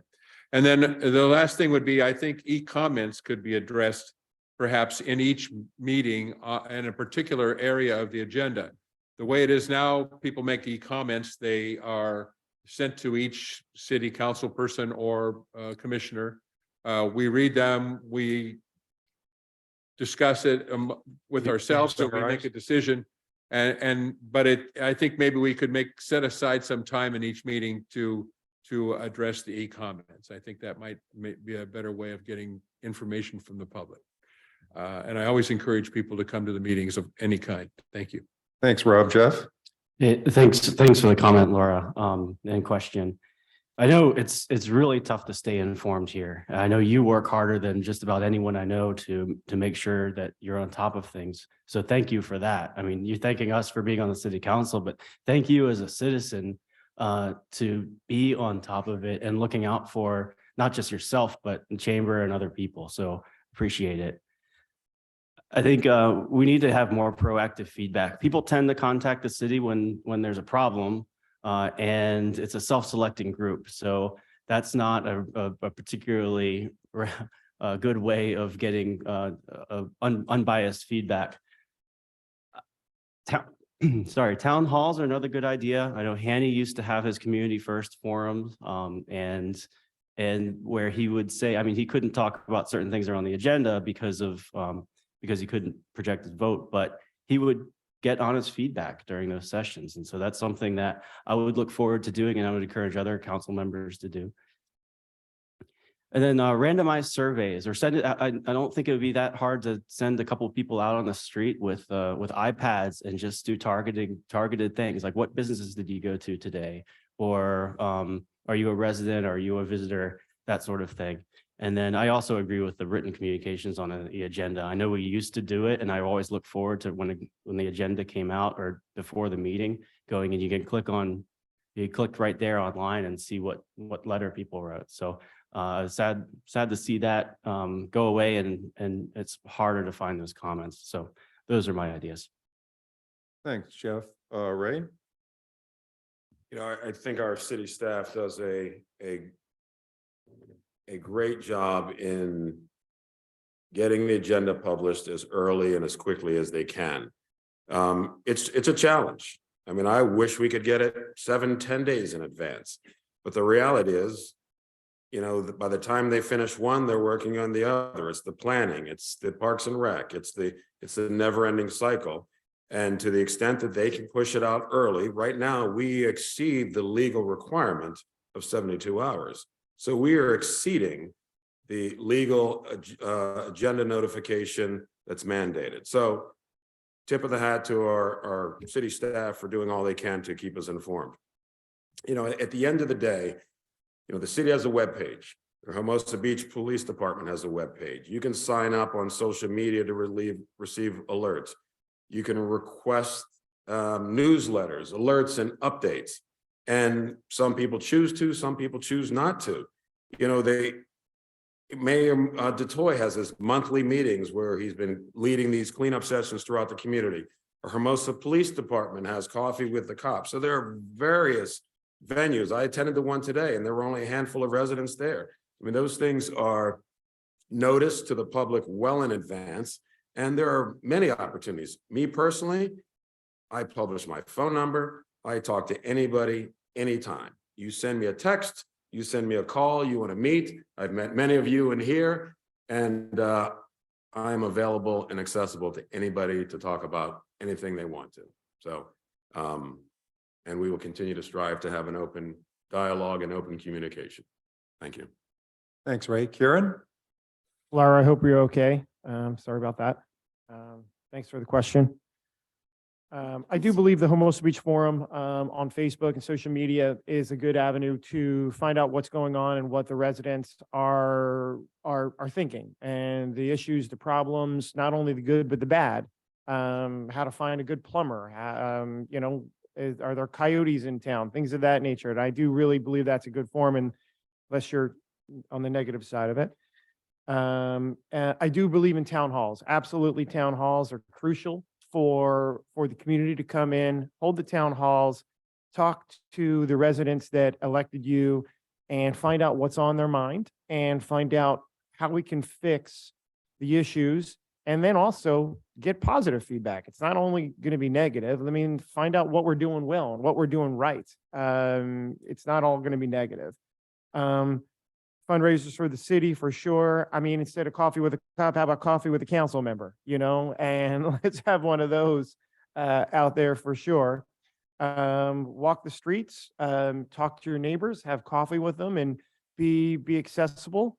And that's one of the things that I'm running on is Harrington hears you. I want to be able to hear everybody. I don't want to hear just one side. I don't want to be one-sided. I will hear everybody. I will listen to you. I will have my phone number posted as well. My Facebook will be still up if I get elected, and I will hear you, and I will listen to your issues and problems, and we'll correct them. Thank you. Thanks, Karen. Rita? Thank you for the question, Laura, and deeply sorry to hear about the incident. I hope you're okay. I do agree that the city needs to improve in its communication, and I'm sure I'm boring you with the technology updates, but I keep going back to that because we have to use modern technology to make us more efficient. I can't scream that enough. We need more ways to engage our community. I agree with you. That is a deplorable number that participated in that survey. I give the example. I serve on the board at the South Bay Association of Realtors. We recently put out a survey to our members, 5,000 plus members. We offered incentives, gift cards, all of it. We had less than 16% respond to that. So we need to find more ways to make it more engaging for our community and get the word out there. I applaud Mayor DeToy, who posts actively on social media. If I'm elected, I will post on social media and encourage the rest of the council to do it, because that is the way that we relate back to our community. Because remember, one of the requirements to be on Hermosa City Council is that we are residents, and we have to remember the community first aspect of it. Kind of to Ray's point in terms of the city agenda, I recently did the Leadership Hermosa class. I was on a very small committee that was trying to get a surfboard mounted to Schumacher Plaza. There was a lot involved in that. We had engineers and all of it. And I got to see firsthand how difficult their task is of getting that agenda. We would have to, just to try to get on the agenda, we would have to get all of our stuff submitted at least 2 to 3 weeks in advance. So I agree with you. We need to be more efficient. That is how we set Summarize. up our communication. Thank you. Thanks, Rita.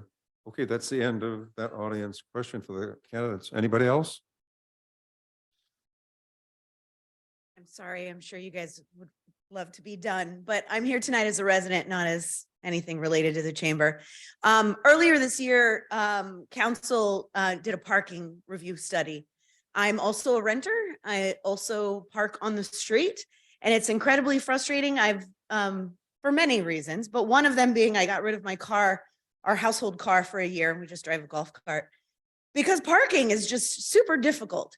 So as part of that study, council reviewed how many permits people are allowed to have, how much they cost, how we can reconfigure people who are abusing the system. So my question to you is, how many spots should a household be allowed to have residential parking, and how much should that cost? I'm looking for real answers. Thank you so much. Thanks for that question. And that will be Matt, you're up for that. Thank you, Jessica. I was participated in that study. I thought it went a little bit longer. I was critical of Mayor DeToy for letting it drag on for 4 hours when I thought it should have been 2. I've always been told from everybody here in Hermosa Beach, the 2 biggest things that always are going to be discussed are parking and alcohol. So parking is definitely going to be an issue. I personally opposed to the city council having that study session to that length of detail. That's why we have city staff. I expect city staff to go ahead and do a detailed analysis and provide a report and provide guidance. Ultimately, the city council will make that decision. But as far as right here tonight, I don't have any data. I'm not going to arbitrarily throw out a number, but I will say this is why we have staff. They should be crunching those numbers and putting out a best number for all of us. Thank you. Thanks, Matt. Dean? Thank you. I'm glad you brought this subject up. It's dear to my heart. I have provided it as a prime spine of my campaign to improve this residential parking situation. And it's multifaceted. I was surprised to hear that a household can have 20 permits. I don't know how that could ever be, but certainly they need to be limited. We need to take a look at the price of those permits, and we need to do our best to reduce the incentive for people to have so many permits. I don't quite get that. And on top of that, we're overlooking all the people that are outside the boundaries of the permit parking. We need to address them as well. We need community input to figure out how to deal with this, but that should be prime on our agenda. We can improve other residential parking areas to ensure that they are enforced fairly and reasonably, and also allow other exemptions. There's plenty of driveways that people can't get permits to park in front of yet. So that needs to be looked at as well, because we need that flexibility for administrative approval to get these things done. And I think all in all, by encouraging more non-automobile traffic and less people to own the automobiles, we can get there. Thanks. Thanks, Dean. Rob? I think that I have to agree with Matt on this subject that we don't have any of the information that's necessary, except to say that it is being abused. The system is definitely being abused, and we need to do something about that. 20 permits per household is crazy. What people are doing, I believe, is they fill their garage up full of stuff and then they can't park the car in there. The driveway has 1 or 2 cars in it, and so we need a place to park on the street. And so let's go down and get a permit. And I believe all you need to do to get a permit is to have a registration for your car that says you live in Hermosa Beach and what address it is. And then you're allowed to get a permit for that. I think this is an abuse of the system. We should definitely make some changes to it. What the price should be, I don't know. That should be determined by city council. How many we should have, that should also be determined by city council and a reasonable study. Let's look into it. Staff can do a great job of figuring that out for us. But we definitely need to change it. And one thing that's going to affect this is just recently, a few weeks ago, the state passed another law that's going to go into effect in January that says that developers do not have to require any on-site parking for anything they do in residential areas. This is going to have a huge impact on how much on-street parking that there is available. Since they will be able to build buildings that do not have any requirements, they may not build any garages for it. And then so we're kind of going backwards on residential parking. I think we need to push back on that. And that's why I encourage the our neighborhood voices thing. And Can summarize? yeah. And so it's only going to get worse before it gets better. There are a number of ways to try and increase residential parking. I have it on my website. I'd love to have you take a look at it. Thank you. Yeah, thanks, Rob. Jeff? Yeah, I live, I think, a block outside of the zone that allows you to have a parking permit. So I think those fat cats who live closer to the beach than I do should be paying out their nose. But seriously, I think that there's one idea. I don't know if this is the best idea that would be presented, but one idea is to increase the rate for each successive parking pass that you get. So the first one, I think it's like 40 or 50 now, right? So maybe the first one is $50 and the second one's 100, third one's 200, and that may be a way to limit the number of passes that people are willing to invest in. So that's one idea. Thanks, Jeff. Ray? As I've stated earlier, there is certainly a parking management problem. The abuses in the system that we've all come to learn about are part of the reason why council moved forward with a parking study. A lot of these ideas that people are tossing around now were things that we've come up with, that we've gone back to staff. We've given staff guidance to come back with some ideas as to how we can move forward. We've got a residential parking program. We have to address employee parking. Where should employees park? Should they be parking in parking lot A, which is probably the right spot for visitors? And then we have the visitor parking. How long should they be able to park and for how much? $1.25 is pretty inexpensive to park in our beach town. Parking is a commodity. And 11 cents a day, which is what it costs a resident to park a vehicle, is pretty dang cheap. 11 cents a day. And oh, by the way, if you have an electric vehicle, it's free and you can park anywhere in the city. So we are looking at all of those things, the question about incremental fees and the numbers, those are all things that we discussed. And if anybody's interested, they can certainly go back and look at our parking study. Some may consider it too long. Some may say it was too short, but we fleshed out just about everything that everyone is talking about. We implemented a portion of it with the last iteration of parking permits, wherein if you had a vehicle that was registered out of state and you were not exempted being here on military orders, then you were not entitled to a residential parking permit. So that was the first step. You can summarize some of the abuses. Thank you. Thanks, Ray. Kieran? I do believe thanks for the question. I do believe that the parking is being taken advantage for sure. I do believe that the closer you live to the beach, the harder it is to park for sure. I live a block and a half to the beach, and parking is outrageous. But I do believe that should be two spots per household. I do believe that the $40 for the first initial permit and the $40 for the second guest permit is what they call it, isn't out of whack at all. I do believe that anything more than those two, I'm going to go with Jeff's answer here, that I believe that it should go greasily up to $100 or $200 for the next permit if you really need that many. I don't know how many people can afford 20 vehicles in this town, but I know I can't. So, that's all the information I have on that. Thanks, Karen. Rita? Thank you for your question. I do agree. There is a complete abuse in our system with those parking permits. I think, to be specific, 3 should be the maximum amount. I do like the idea that Jeff suggested of a sliding scale. I know that the Planning Commission is looking into updating our zoning, and I fully support their decision of not wanting to relax the residential parking restrictions. I think we need to really clamp down on those. I am in favor of the commercial being relaxed. I give the example of my wife and I, again, we live in the East Hills section, east of Prospect, so we don't have as crazy of a parking problem as we do in the Sand section. But we have on our street 4 spaces on the street available.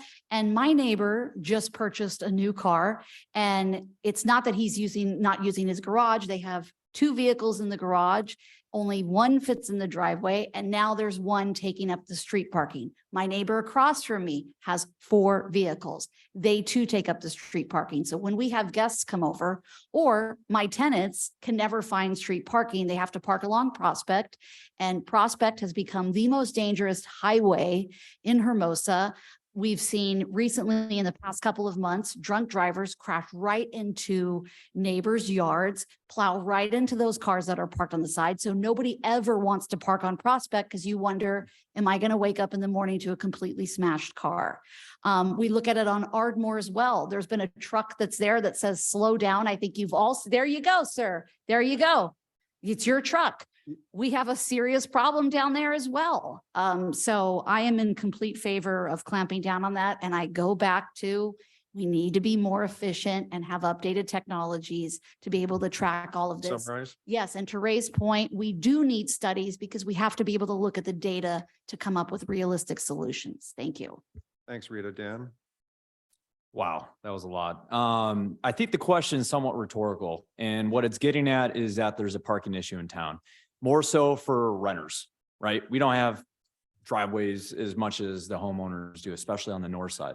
I actually live on Prospect and 21st. The city tried pushing for an initiative called Safer on Prospect, and it wanted to remove parking away. And all the neighbors started screaming to the city saying, do not do this because we don't have parking as it is. So I do like Jeff's plan that he mentioned, increasing costs for the more number of permits that you have. If 20 is the actual number, that is absolutely insane. I would take a deeper look at what it actually is per household. I think it should definitely not be 20. Maybe it should be 2 minimum, and then maybe bump up more based off of the room or the numbers of rooms in the house, right? I can't tell you at this point in time, but it's something I can tell you I would definitely look into.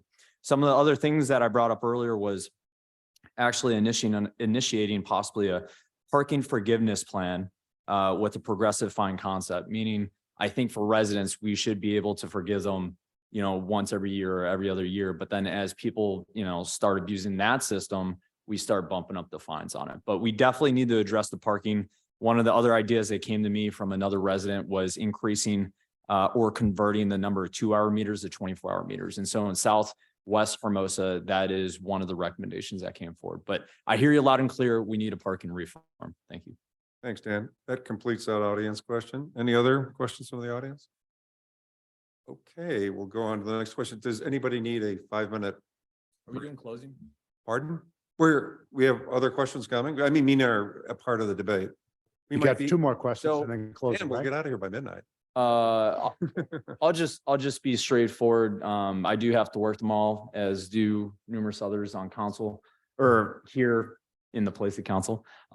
So I would say that for me personally, all due respect, I'm a hard cutoff at 10:15. No problem. You And can leave. just to let you know. Yeah. Thanks. If I could comment on that, with all due respect, Yeah.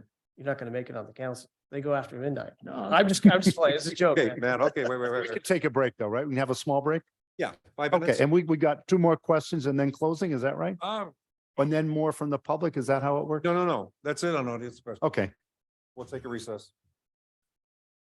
Yeah, that was totally you. Yeah, it's all good.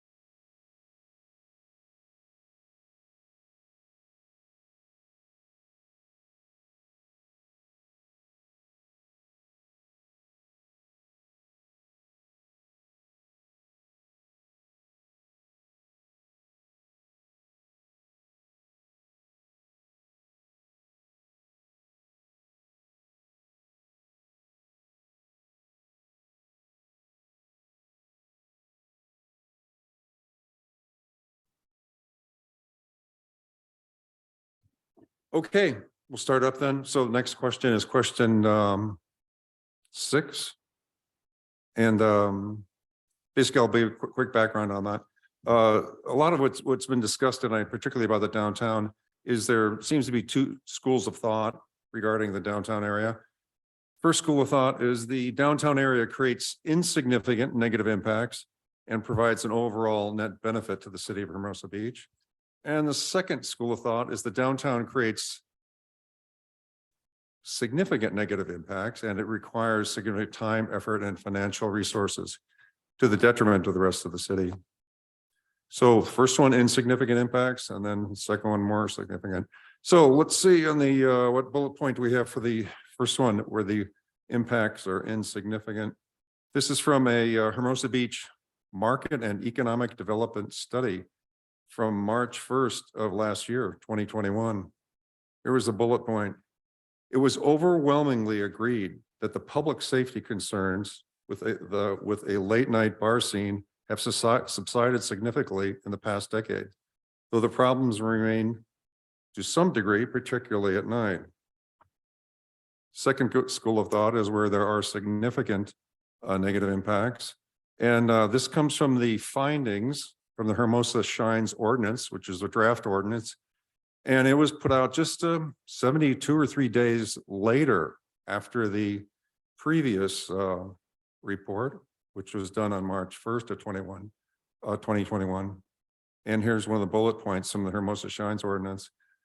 Pier Plaza serves as a popular venue for outdoor events and dining, connecting downtown to the beach, pier, and the Strand. However, the area also contains high concentration of on and off sale alcohol serving establishment. The correlation of the sale of alcohol and the negative impacts on the community are well documented in peer-reviewed scholarly literature. Inasmuch as the city cannot continue to sustain the disproportionate deployment within the downtown district, additional regulations are required to abate the collective nuisance and minimize the impacts on the community resulting from the operation of alcohol serving establishments.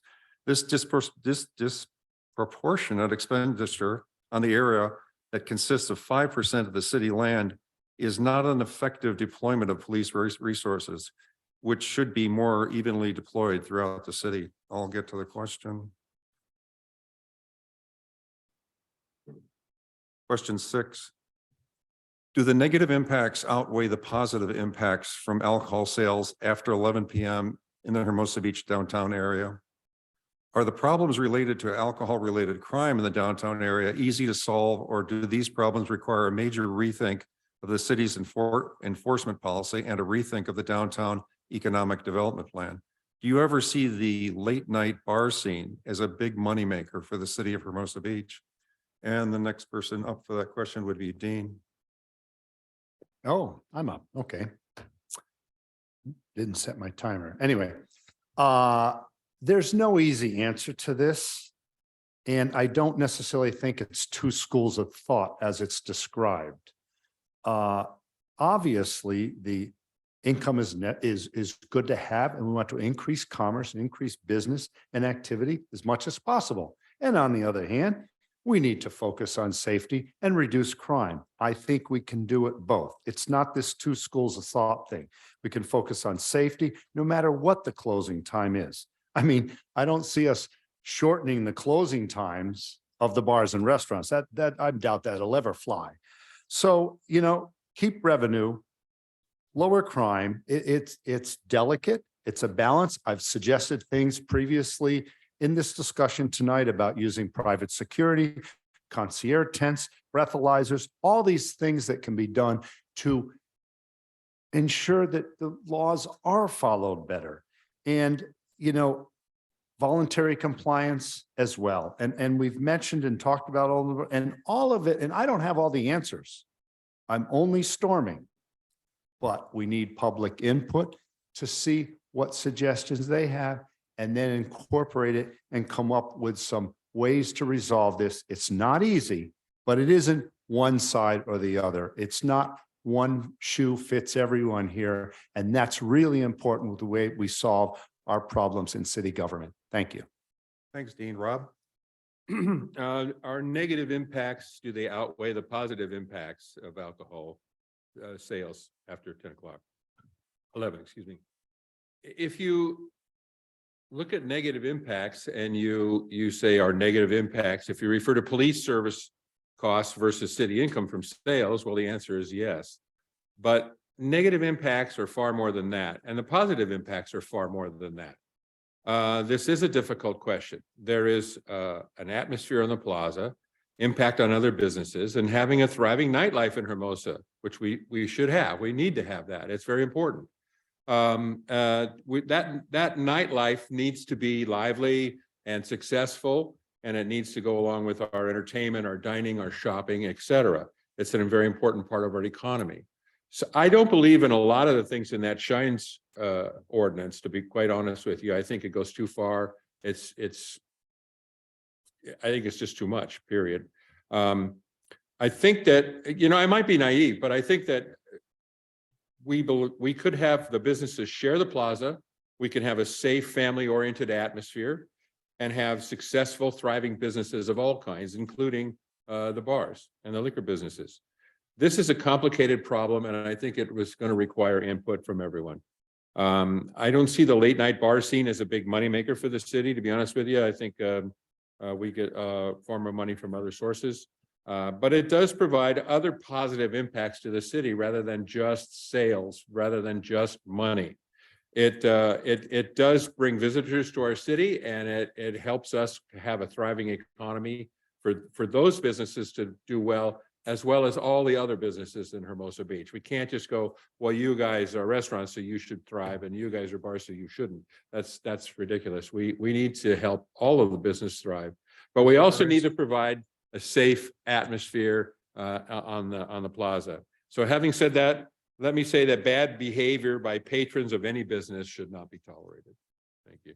Thanks, Rob. Jeff? Thanks, Al.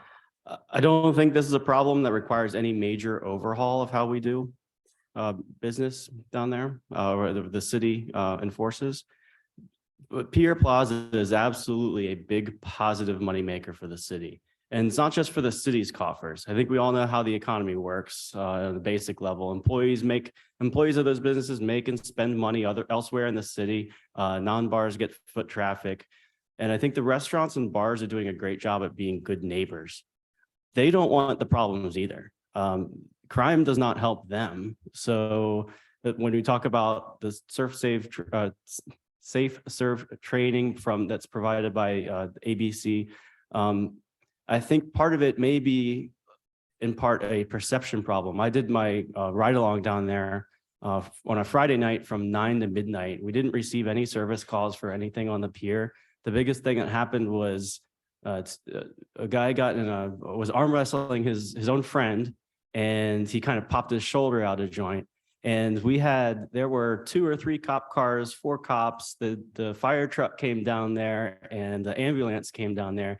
You would think that World War III started on Pier Plaza based on all the emergency response vehicles, but it was just a guy who hurt his arm wrestling his friend and refused service. So I think there's a perception that goes into people's minds about what's going on down there. Thanks, Jeff. Thanks. Right? Well, there's perception and there's certainly reality. I mean, the reality is that there are some challenges with our downtown. We had a felony arrest when a guy had his head stomped in, and our PD responded in about 1 minute and 8 seconds. PD costs money. Concierge service, private security, all these things cost money. I am not putting the blame on anybody, but I'm putting the solution on everybody. We've had discussions about business improvement districts. The discussions are moving forward, I think, in a positive manner with regard to the downtown business district, as well as some of the other districts. I think that'll help go a long way in fleshing out the issues that have been discussed and coming up with viable solutions for those. Because it's going to require a collaborative effort between the businesses as well as the city. I attended a swearing in today for our newest officer. I just want to give a big tip of the hat to our police chief, who's doing a phenomenal job in in recruiting and retaining absolutely professional police officers that love our city and are happy to serve. We're in the service business, and seeing that gentleman today who was recruited from Miami with his family that flew in, mother being immigrated to this country, her husband died, and she raised these 4 children on her own. It was just a testament to all the hard work by our police, our human resources, and our city staff to ensure that we're getting the right pieces in place for law enforcement and all the other service requirements that are needed in our city. Thank you. Thanks, Ray. Karen? This is a difficult question, but I believe that the downtown bars and restaurants is crucial to our economy. It keeps our hotels thriving, keeps our retail stores thriving. And without the bars and restaurants, the city will absolutely not be able to sustain itself. I do believe that it is a necessity to keep the bars open past 11 o'clock. I do believe our police chief is doing a fantastic job, by the way. And if we keep everybody trained the proper way with responsible beverage service certificates and serve safe certificates, this is not only now to the servers and bartenders, but this is also for the security staff, bar backs, anyone that touches alcohol, drops off alcohol, or checks an ID in the town. So if everybody's doing their due diligence and every restaurant and bar has their certifications, I think it shows right now with the less crime that we have right now downtown. Being with only 2 officers scheduled for each shift and 1 supervisor, it's not a huge staff, and they do a great job of what they do. And kudos to them for doing a great job. And again, for the police chief. We really can't, I really do believe that keeping the bars and restaurants open after 11 o'clock is definitely crucial to the business for the town. If you think about it, most of these restaurants and bars make most of their money from 11 o'clock to 1 o'clock. If you took away that money, it would crumble most of the restaurants and bars in this town. Thanks. Thanks, Karen. Rita? Yeah, it's not an easy problem to solve, or we would have solved it by now. We do need to work together as a community. We need our business owners to step up and come with ideas. I recognize there is a problem. The stats are there. We've heard from HBPD, and we need to come together to solve it. It should never be about money first before safety for our visitors and our residents. And you know, I myself am 10 years sober, so that is definitely not my scene, but I do believe everybody should be entitled to have a good time and have a few drinks, but it needs to be done in a safe manner. And I kind of go back to the beginning of this debate of going into why it is so important to increase that tax, because we will have that revenue to give the police the resources they need, and to be able to know that if the police are deployed in the downtown area, we have resources with additional police to be able to service the rest of Hermosa should we have any service calls and emergencies. Thank you. Thanks, Rita. Dan? Thank you, Al. Social, active, vibrant, right? This is what Hermosa is, and our downtown community is quintessential to what we are as a community. It's what makes us unique, what makes it fun to live here. Obviously, alcohol brings its own issues, as in any other city and community. Now, another business owner brought up this logic, and we kind of, touched on it earlier. The bars and restaurants bring foot traffic for retail, right? And retail among the community also brings out-of-towners in to come visit. So you get what we call the transit occupancy tax. And last year, in the last fiscal year, it was $2.24 million. So if we start to taper back what makes this city unique and fun, ultimately we're going to be reducing the revenue long term. And although some may say, "Oh, we don't get a whole lot of money in sales tax," it's an environment of all of our businesses pulling that money together. And so if anyone wants to see more on what I have to offer to my campaign, they can visit danforhermosa.com. Thank you. Thanks, Dan. Matt? Thank you, Al. I've talked about this quite a bit, specifically before the Planning Commission for several years now. In my line of work, when you're solving a problem, you need to identify what is a contributing factor versus what is the root cause of the problem. It seems like everyone wants to blame alcohol, blame alcohol, blame alcohol. And I believe that is a contributing factor, but we have not truly identified what is the root cause of this problem, the late night activity for the problems that we have. I could give you a perfect example. In late 2016, there was an incident in the downtown area where officers were involved. One of our officers was clipped from behind while in a foot chase after another suspect, broke his elbow. When you have two people that are willing to engage and attack our police officers, alcohol is not the issue. These are degenerates that are coming into our town. The problem in our town is not alcohol. It's a contributing factor, but we have people that come in this town that are looking for trouble. These are the people that are causing the problems that we need to go aggressive with criminal activity in the downtown area. Thank you, Al. Thanks, Matt. So we'll go to debate question 7. I'll read the question really quick and then go over some stats. The question is, to what do you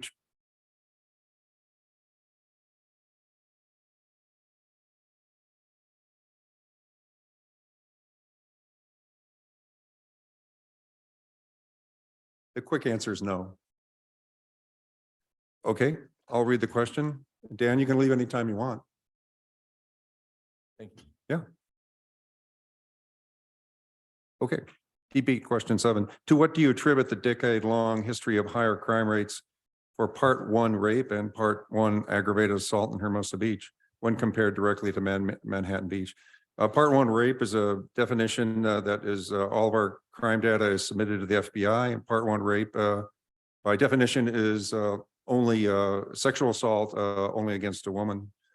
And Part 1 aggravated assault is the worst form of assault. So let's compare the last 10 years of stats between Manhattan Beach, not the last 10 years, 2010 through 2019. Hermosa Beach had 1.76 times the Part 1 rape to Manhattan Beach. So also the same 10 years, 2010 to 2019, Hermosa Beach had 2 times the aggravated assault rate compared to Manhattan Beach.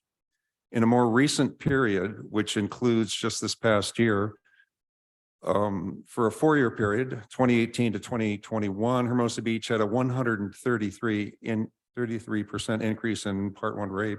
In the same 4-year period, Hermosa Beach had a 72% increase in Part 1 aggravated assault. For the four-year period of also 2018 to 21, Hermosa Beach had a 120% increase in robbery. Real quick, in the 3-year period, 2018 to 2020, Hermosa Beach had a 66% increase in rape in a 3-year period. At the same period, Manhattan Beach had a 50% decrease in rape. And then the same period for 2018 to 2020, Hermosa Beach had a 36% increase in aggravated assault. And during the same period, Manhattan Beach had a 23% decrease. Last one, for the same 3-year period, Hermosa Beach had a 140% increase in Part 1 robbery. During the same period, Manhattan Beach had a 8% decrease. Oh, so question is, to what do you attribute the decade-long history of higher crime rates for Part 1 rape and Part 1 aggravated assault in Hermosa Beach when compared directly to Manhattan Beach? The findings from Hermosa Shines Ordinance mentions problems with overcrowding and overserving that take place in bars and restaurants in the downtown area. There are California ABC laws that prohibit overserving and at alcohol bars, and there are California fire codes that prohibit overcrowding in restaurants.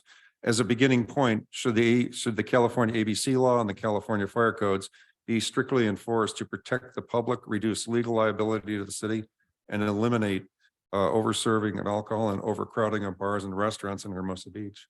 And that's question 7. That'll be for Rob. Thank you. I think that comparing the two cities, Manhattan and Hermosa Beach, is rarely accurate.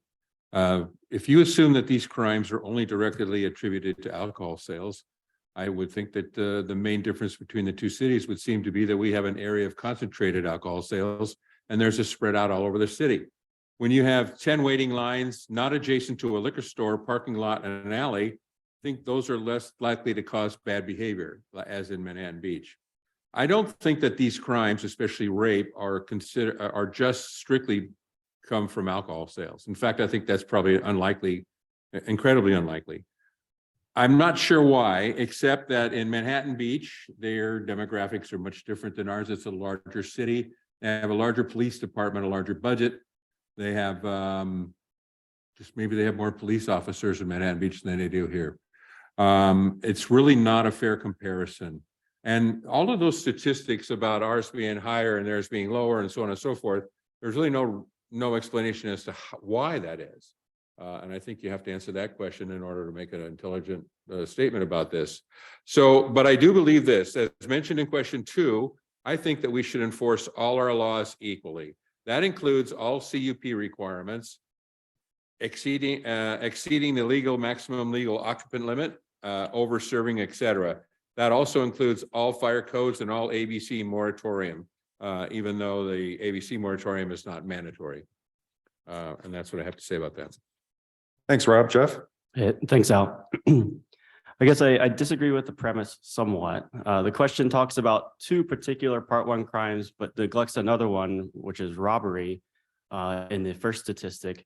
And actually robbery over that same time period, I'm talking about the 2010 to 2019, is actually more than twice as high in Manhattan Beach. So there are different ways to slice up and dice up the statistics over the past 10 years. You can find a 2-year period where the Hermosa crime went down a significant amount, and in that same 2-year period, the same crime in Manhattan went up by 100%. So it's, you know, it's that old thing about lies, damn lies, and statistics, and sometimes it just matters how you slice up the data to find trends. But having said that, I mean, I don't want to minimize any of the crimes that do occur, violent crimes that do occur. But I don't think that we're too far out of family with Manhattan Beach, if that's what you want to use as a comparison. But one sure way to increase crime, and I kind of referenced this before, a sure way to increase crime is make it harder for the businesses down on the pier to survive. Because once you start closing down, like I said, there's nothing that crime loves more than a part of the city that's lost its vibrancy. And so for the second question, I think, of course, it's a no-brainer. Of course, we shouldn't be enforcing the laws on violent crime. Thanks. Thanks, Jeff. Ray? I don't think anybody's advocating for the closing down of any bars or restaurants at 11 o'clock. One rape, one aggravated assault is one too many. And we as a council have given our city manager and our police chief the resources that he needs to ensure we have a safe downtown. Again, that comes at a cost. With that investment comes tangible and identifiable results and proactive police work. And that's what we see on a daily basis in our community. Our folks are out of the cars, they're walking, they're looking what's going on in folks' garages. Folks are leaving their garages open, they're leaving their cars unsecure. And we have a proactive police force that is out and about and identifying unsavory characters and those folks coming into our town to violate our rules. We've taken guns off the street. Our filing and conviction rates have gone up. We have criminals going to state prison for some offenses. So, you know, to the extent we can continue to empower our police to proactively police, to be visible and to be present, and give them the tools to deter, arrest, and then convict, is a good thing for all of us in ensuring a safer city for everyone. Thanks, Ray. Kieran? Thanks for the question. As a local restaurant operator, we are strictly enforced by the ABC regulations and laws for our businesses. Our businesses have capacity set up by fire department that we adhere to and is regulated and checked by code enforcement. In addition, the ABC regularly sends decoys to monitor over serving underage violations. From my review from the CUP reports, the operations in Hermosa Beach rarely, if ever, are caught violating those requirements. We're an on-site provider of alcohol that is strictly regulated again by the ABC and code enforcement. I strongly agree that California ABC rules are strictly enforced with a series of written warnings be issued leading up to hearings to decide whether a bar is a public nuisance or a business's public nuisance. Thank you. Thanks, Karen. Rita? I firmly believe that any business with an alcohol license should be adhering to California state law. They should know the laws in terms of over-serving. The business owner should all be taking the Responsible Beverage Service RBS training program and take it very seriously. Absolutely, the businesses should adhere to their occupancy load set by the fire codes. I recognize that there is a problem with aggravated assault that is possibly alcohol fueled. And I want to work with the business owners and police department to curtail these issues. I think that I echo with what Councilman Jackson said, that nobody's asking for business owners to close early. And I do think it brings vibrancy down there. But again, we have to make sure that we're doing it in a safe manner and that our police department has the resources for those individuals that might have too much, get the machismo in there and start those crimes. So yes, I'm absolutely in favor of supporting the businesses so they could thrive and support our residents so we could be safe. Thank you. Thanks, Rita. And Matt? Thank you, Al. I'm going to go ahead and refer back to my previous answer as far as root cause versus contributing factor. Again, I don't think alcohol is the root cause of a lot of these problems. We don't have all the demographics specifically regarding age. And I've asked Chief Papa about this years and years ago when I first started getting involved. These criminals that are committing acts, are they local residents? Are they visitors to our community? That is probably one of the biggest factors in determining how we're going to solve some of these problems. And I give you a perfect example here as far as like Manhattan Beach versus Hermosa. There's the age demographic. There's socioeconomic. There's so many different variables in these equations. It's not always alcohol. And I can go ahead and give a perfect example. Last summer, unfortunately, there was a murder in the downtown area. They caught the suspect, and it was revealed that he had a huge criminal record related to alcohol and violence. That's the issue. We have criminals coming into our town, ruining our downtown and blaming it on alcohol. No, it's the other way around. We have criminals that are abusing alcohol, not the other way around. So that's my answer. Thank you. Yeah, thanks, Matt. And Dean? Thank you. You know, the numbers are disturbing of why it's higher in Hermosa Beach, if it is, and requires further study. Some numbers are recent, some are older, outdated, and any little incident can certainly raise a crime rate in a small city like Hermosa Beach. And it's really easy to say that I want full enforcement, or it's easy to say that no bars are going to close early. I was the first one on this podium tonight to say that wasn't going to happen. It's easy to say that the law must be followed and are being followed by bars, but it needs to get beyond that. As I stated earlier, we need more self-enforcement, especially of the food and the fire codes. And we need to engage our county fire department into the fire code enforcement. You know, this whole idea that we should learn from cities such as Manhattan Beach, where at one time that was the hot spot. I've been here long enough to know that was the hot spot for late night alcohol. And we need to work with our local cities to find out maybe what worked there, what we can do more. Hermosa attracts a different clientele than Manhattan. It certainly does. A younger, more partying crowd. It's a challenge that we've had to deal with for quite some time now. And I want to work with the residents and the business to come up with something of how we can make this work. Again, it's not this or that. There's a way to bring people together and come up with a way to do it.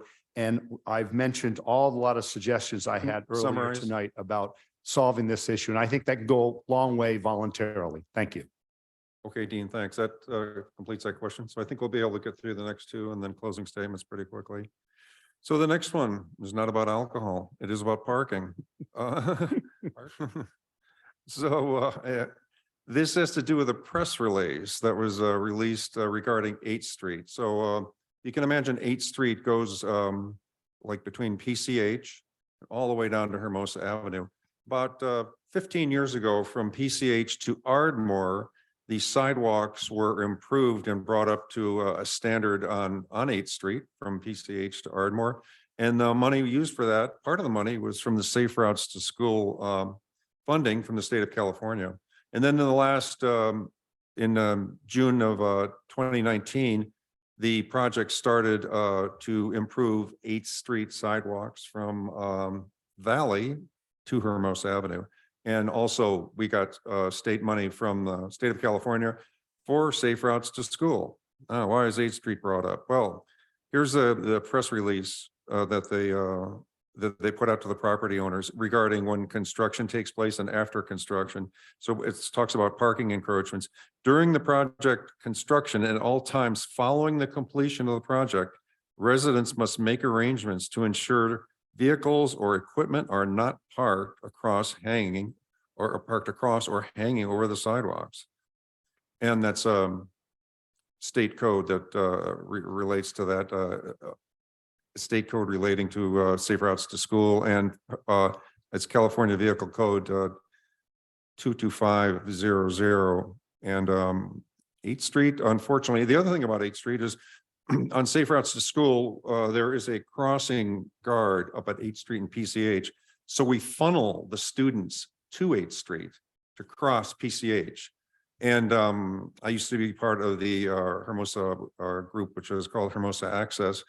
And we got some kind of harrowing stories. So kids have to walk out into the street on 8th Street in order to get up to the crossing guard. Why? Cars are parked across the sidewalk. And these are sidewalks that were paid for by Safe Routes to School. I'll read the question. Should Safe Routes to School sidewalks be available for all Hermosa Beach school children and residents to use without parked cars obstructing the sidewalks at any time of day, 365 days a year? Just like on 8th Street, referring to the press release. Should the California Vehicle Code 22500 be strictly enforced to prevent cars from obstructing sidewalks in Hermosa Beach on Safe Routes to School or not? Does the following finding from the ICMA report for the Hermosa Beach seem valid to you? Here's the bullet point from the ICMA.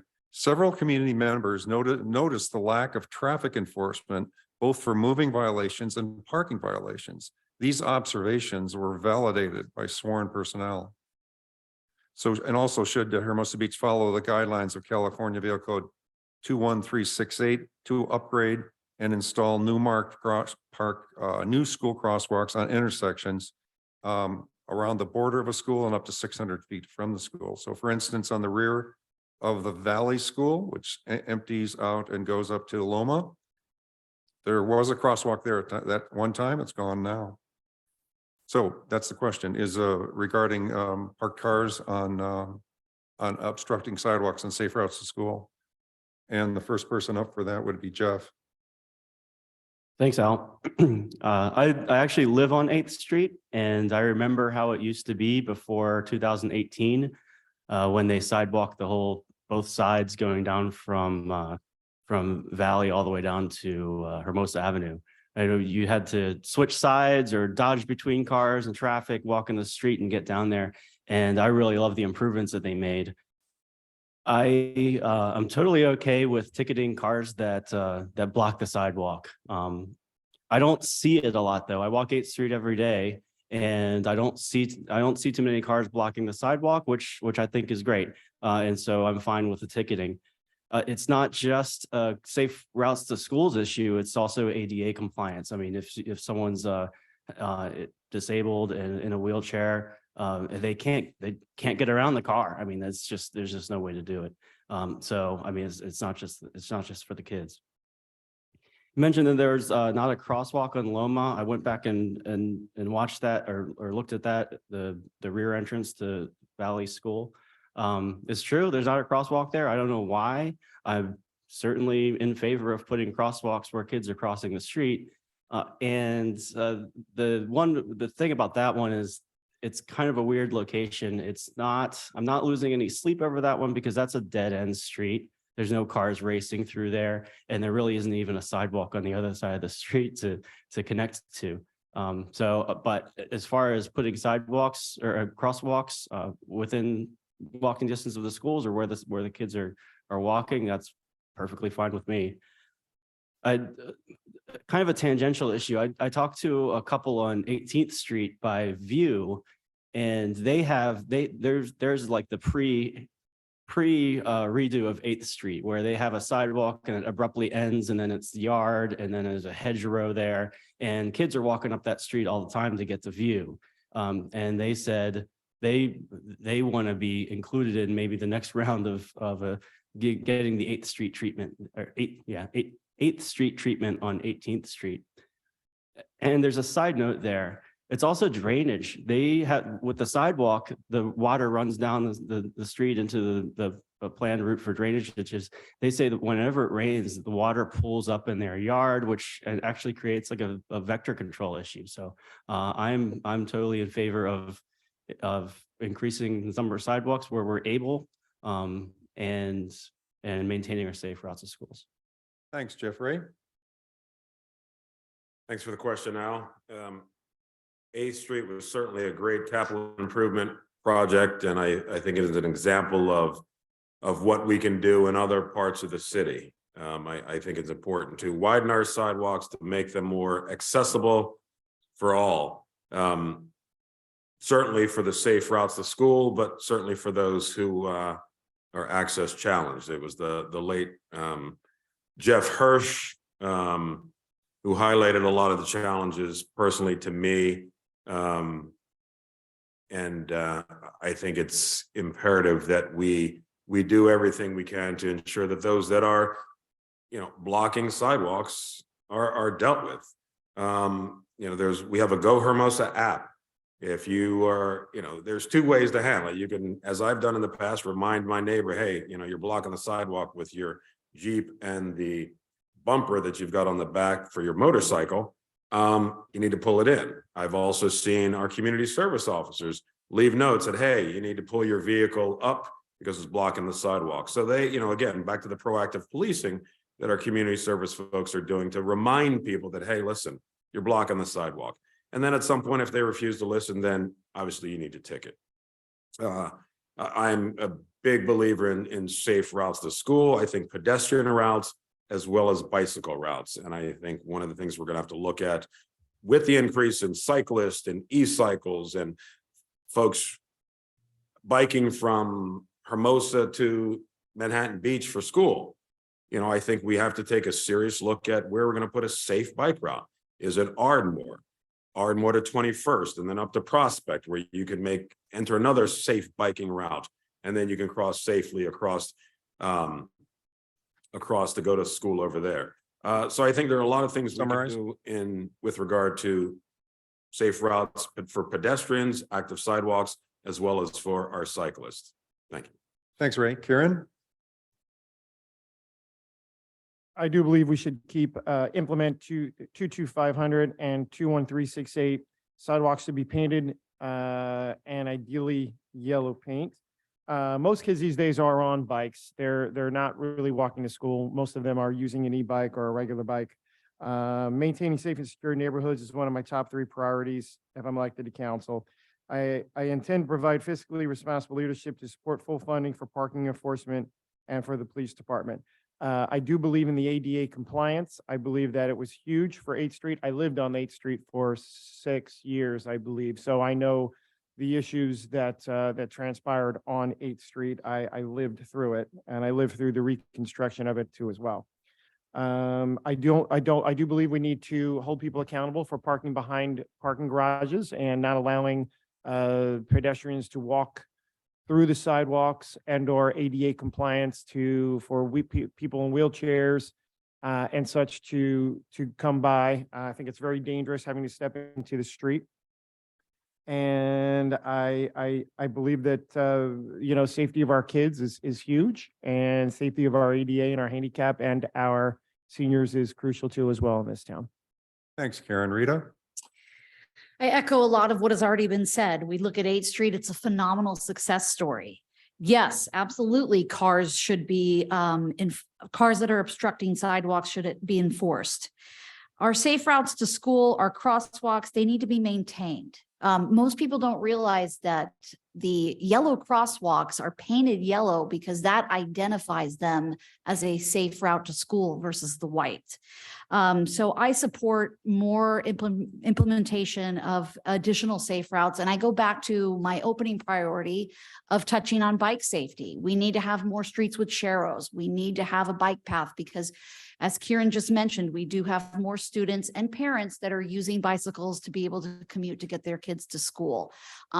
This may be a controversial topic, but I am in big favor of looking at Ardmore and seeing if that could become a one-way to where we could then create a safe route for bikes and pedestrians to commute.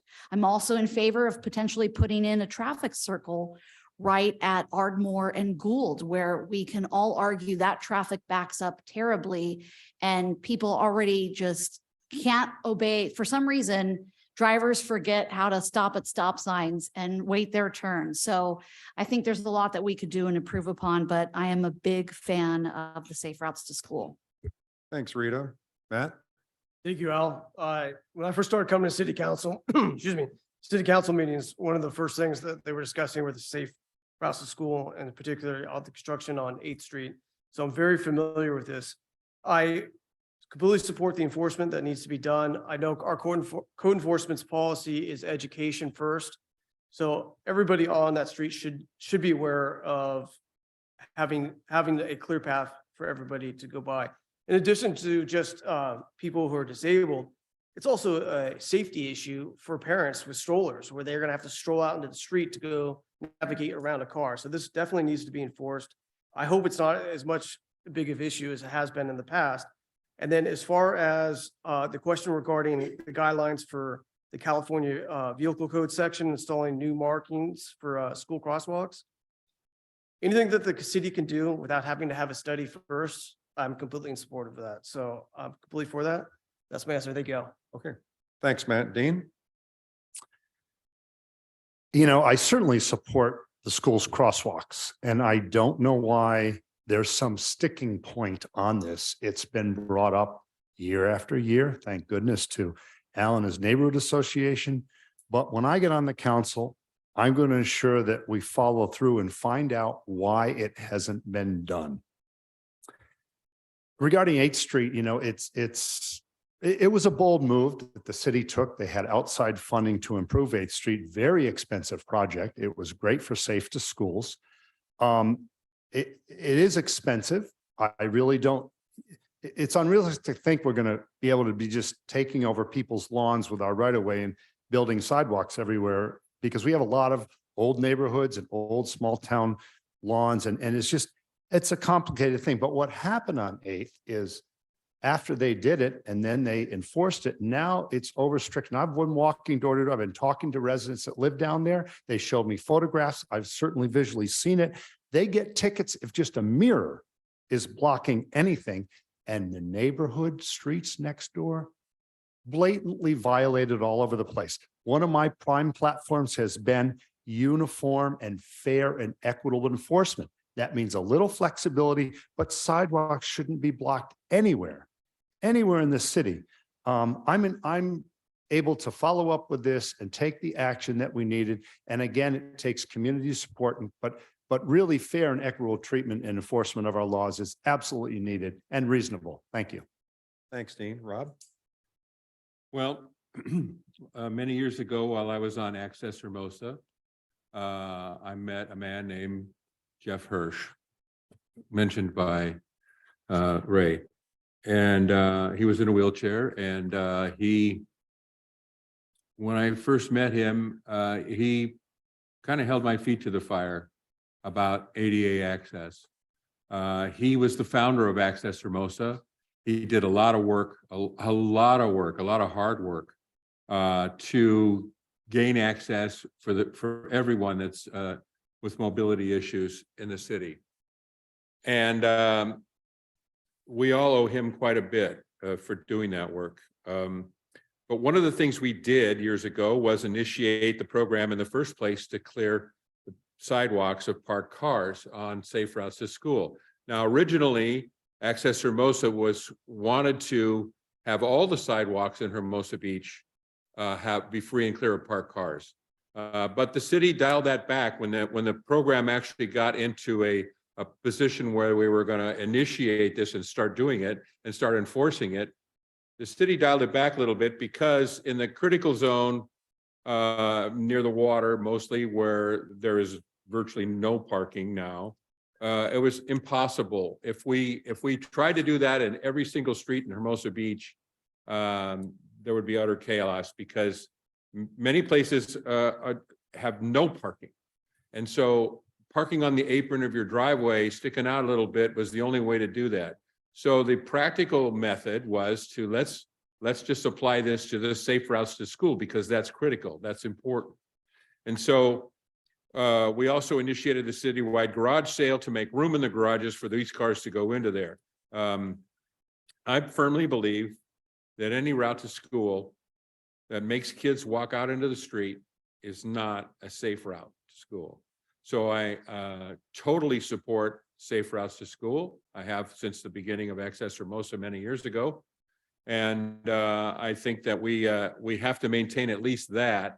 And I also believe that we should enforce all vehicle code violations, both moving and parking. I think that's important. If we don't, we have to have rules. And if we're going to have rules, we need to enforce them. It's just as simple as that. I also think we should follow the California Vehicle Code guidelines and upgrade our schools' crosswalks.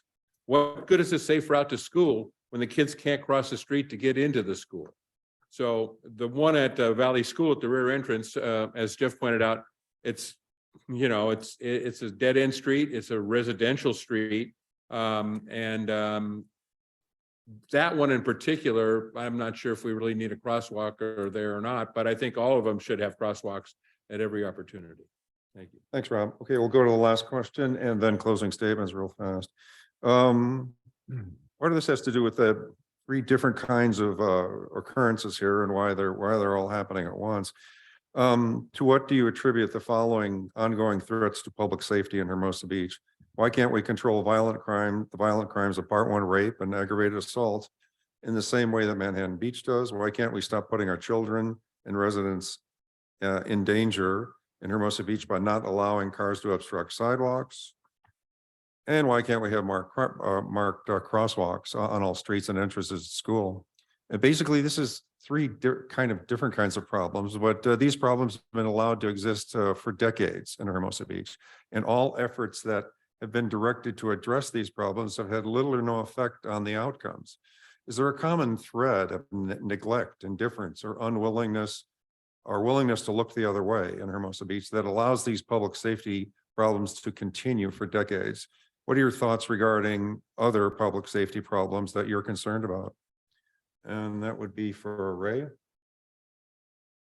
Thank you, Al. There is certainly no neglect, indifference, or willingness to look the other way in this city of ours. Public safety is number one. That issue is stressed repeatedly by the city manager, the chief of police, as well as council. Our chief reports regularly about moving violations and the increase in citations. We actually hired an additional motorcycle officer to help enforce our rules and to crack down on those who are violating the rules. So we are doing the best we can within our allotted resources. And there's certainly more to be done, and we are continuing to give our chief the tools necessary to do the things that he needs to do to keep us safe.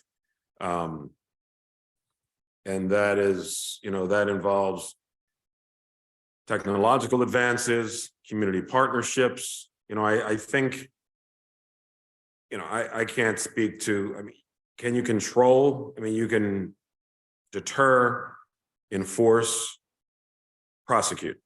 And I think we are doing that, and we'll continue to do that. And we continue moving in a positive direction, I think. And again, it's all about an investment in our services and an investment in our safety as we continue to explore our ways to improve our public safety. As I said, that is job number one. Thanks, Ray. Kieran? Again, I want to bring up just a few other points that I've made prior, but this all is folds into one. Enhancing public safety and improving lighting on our streets, especially Pier Avenue and all major crosswalks. I really do believe that we need to get better lighting, and we do need to light up our crosswalks. I don't believe that a lot of people understand that they need to stop and do a little pause before going through a crosswalk. And if they're lit from someone expecting to cross through a crosswalk, it's going to save a lot of people. Like Laura today got probably hit, I'm assuming, in a crosswalk. But again, I think our police department's doing a fantastic job. I think their response times have been great. Our chief is doing a fantastic job as well. I live in a large complex, apartment complex, and I'll tell you, anytime that fire alarm goes off, they're there in minutes. And Toronto is a very busy street that I live on, and there's a lot of things that do go on up and down that street. They put a new stop sign on Hondo, and then they're having police officers out on that street, making sure that the left-hand turn from specific times in the morning are adhered to, and they have police officers on the streets and writing tickets, and they're visible, they're out there, and they're holding people accountable, and I think they're doing a great job. Thanks, Karen. Rita? I think we've kind of already touched on a lot of the questions in here, so I'm going to specifically touch on the point of we all want a safe city. I think our city, again, real estate takes me all over LA County. So I see the inner workings of different cities, and I think we have a really great city here. Obviously, we could always see more improvements. That means more resources coming in for, as we touched on heavily tonight, our police department, our city infrastructure. I think another part of public safety goes back to, we've got a lot of residents that we need to slow down, and we need to find ways to do that. I think it was Mr. McCool who touched on the Safer Prospect Project. I too thought that thing was absolutely bananas, but it was a great idea to try to slow down Prospect. It was just done in an incorrect way. Maybe we need to see speed humps implemented in certain parts of our city. I agree that our crosswalks should be lit. Our stop signs should be lit. I'm also in favor of, I lost my train of thought here. But I'll just go back to, we need to continue to maintain our crosswalks, make sure that, most importantly, again, we've got our e-bike safety, we have traffic safety, it all encompasses it. All of Hermosa needs to be safe for everybody. So that's it. Thank you. Thanks, Rita. Matt? Thank you, Al. As far as the question is why some of the crimes continue for decades, or last decade going on in the city, it's very simple. We talked about the ICMA report. It was commissioned after Mr. Tom Backley came in and was our new city manager. He wanted to know what was going on with the city. He identified key areas that we needed improvement on.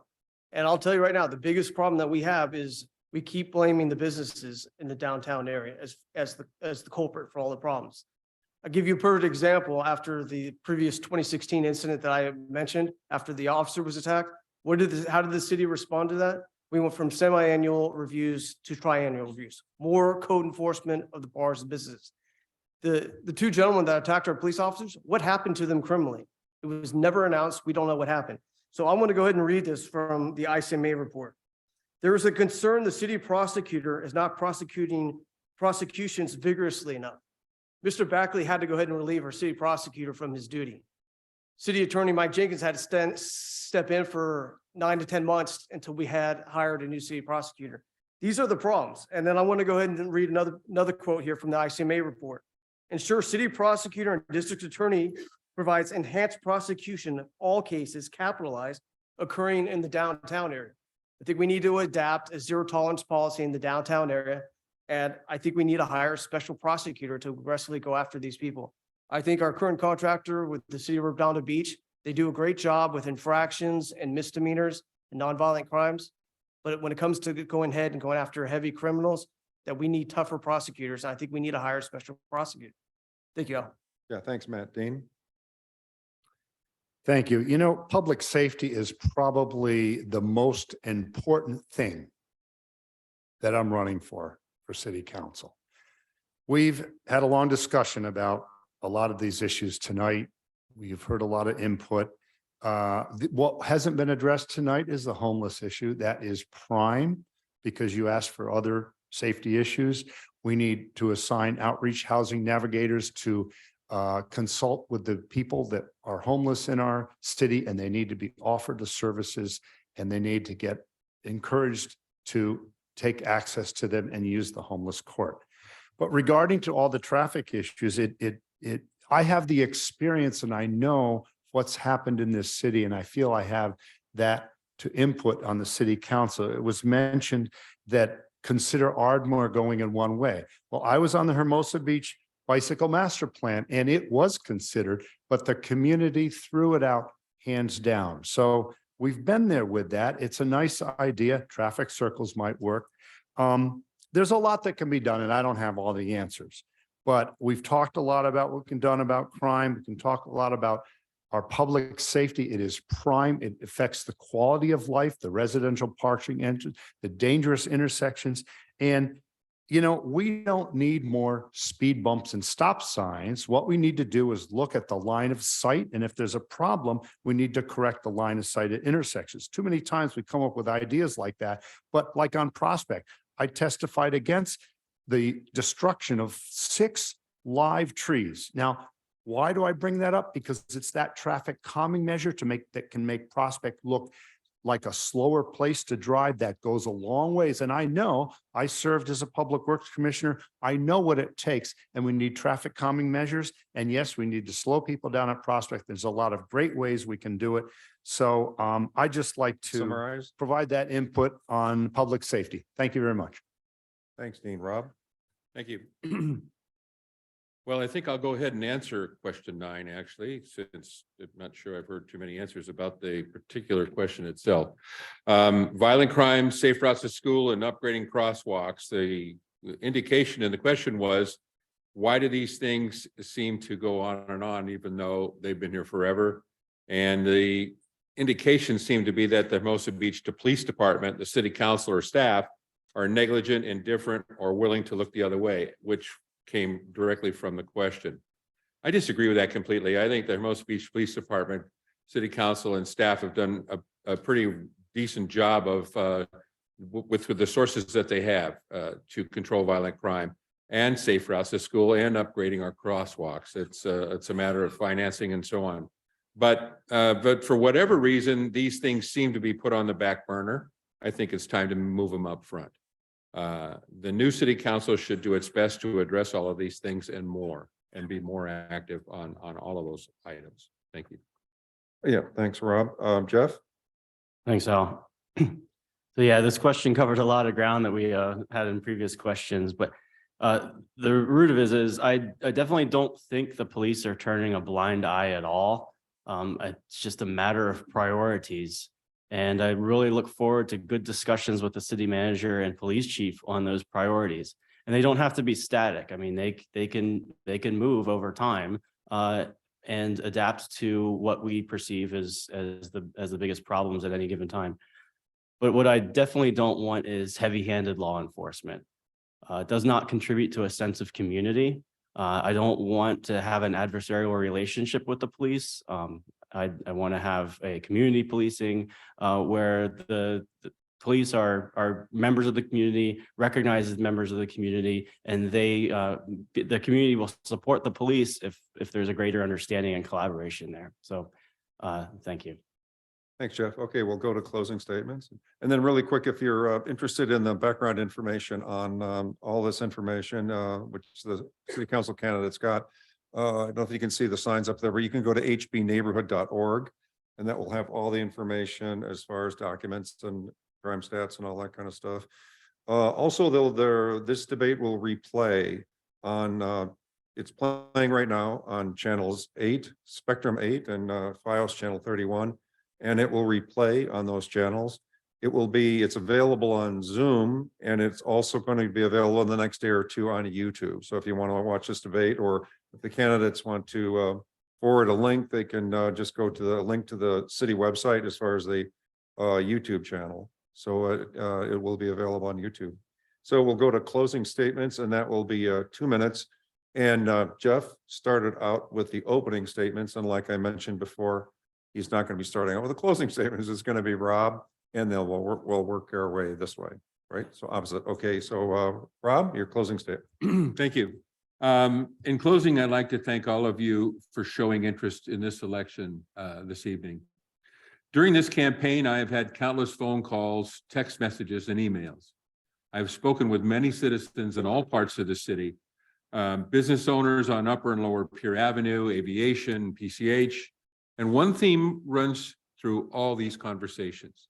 The citizens and the business owners of Hermosa Beach want to be heard. They want to be represented, and they have much to say. Please keep the phone calls, emails, and text messages coming. To me, the most important thing about my campaign is speaking to you, the people of Hermosa Beach, listening to your ideas, and coming to agreement on what is the best thing for everybody. I am here to represent you and your families. I want a better future for all of us who live and work here. My years of work on our city government have taught me that good ideas come from everywhere. From the neighbor that has something to say about one particular issue to the engaged active citizen who has lots of e-comments. To me, they are all important and deserve my attention. As a council member, I will always encourage people to join the conversation, and I will always be willing to listen.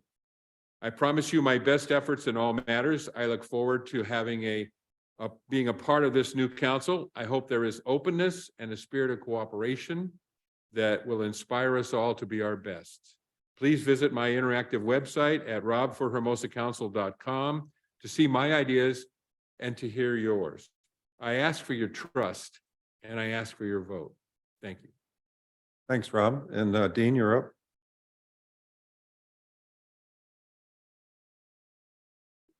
Just setting my timer there. I get confused about how much time I'm taking. Thanks for this wonderful, it's been a long session, but it's been a great discussion about the issues. And I think all of us candidates have gotten to know each other a lot better as well. We've covered a wide variety of concerns. And as we've discussed, what makes me different is I'm committed to preserving the small, unique atmosphere we have. Committed because I have experience in these issues. And I know that I have a good idea of how to deal with it involving the public and considering what everyone has to say. Many in Hermosa already know me, and I certainly know Hermosa, and it's a time to rebuild trust and assure our residents that we will continue to provide the quality services, maintain public safety, help our unique business community thrive. I'm exceptionally qualified to meet the challenges before us, and I will fight to keep Hermosa the town we all know and love. As an involved member of the community, I know what it's like to step up to the microphone and address the council, so I will show a great deal of respect to those who come before us. I've not been afraid to challenge the council when I thought they got it wrong, and I believe I've proven I will be an independent voice on this council and certainly supported them when I thought they got it right. I'm a recognized local leader. I've worked to divert pollution from the storm drains going to the beaches. And that's why I'm endorsed by a large number of local leaders, from former Hermosa Beach Council members. And the list is growing more, and I just invite you to go to www.deanforcouncil.com and learn more about my campaign. And remember to vote for me, the independent candidate representing you and everybody out there. Thanks. Thanks, Dean. Matt? Thank you, Al. Thank you for everybody coming out tonight and everybody watching, I hope, because I remember there being a lot more people last time I did this. When I ran in 2017, although I was not elected, I stayed highly engaged with the city council and the city business, what's going on. Like I said, for the last 5 years, we've seen an increased level of political corruption and abuse of power by the city council because they've had 5 members that are closely aligned. 2 of them who have been running the city behind closed doors, while the other 3 have gone along. Some people want to deny it, but it's an absolute fact. And what happened to Handy Fan Gary is all the proof that you need to know. That's exactly what happened. To give you an idea of some of the corruption and abuse of power and waste that we've seen, I've talked about this, the net zero restroom bathrooms project.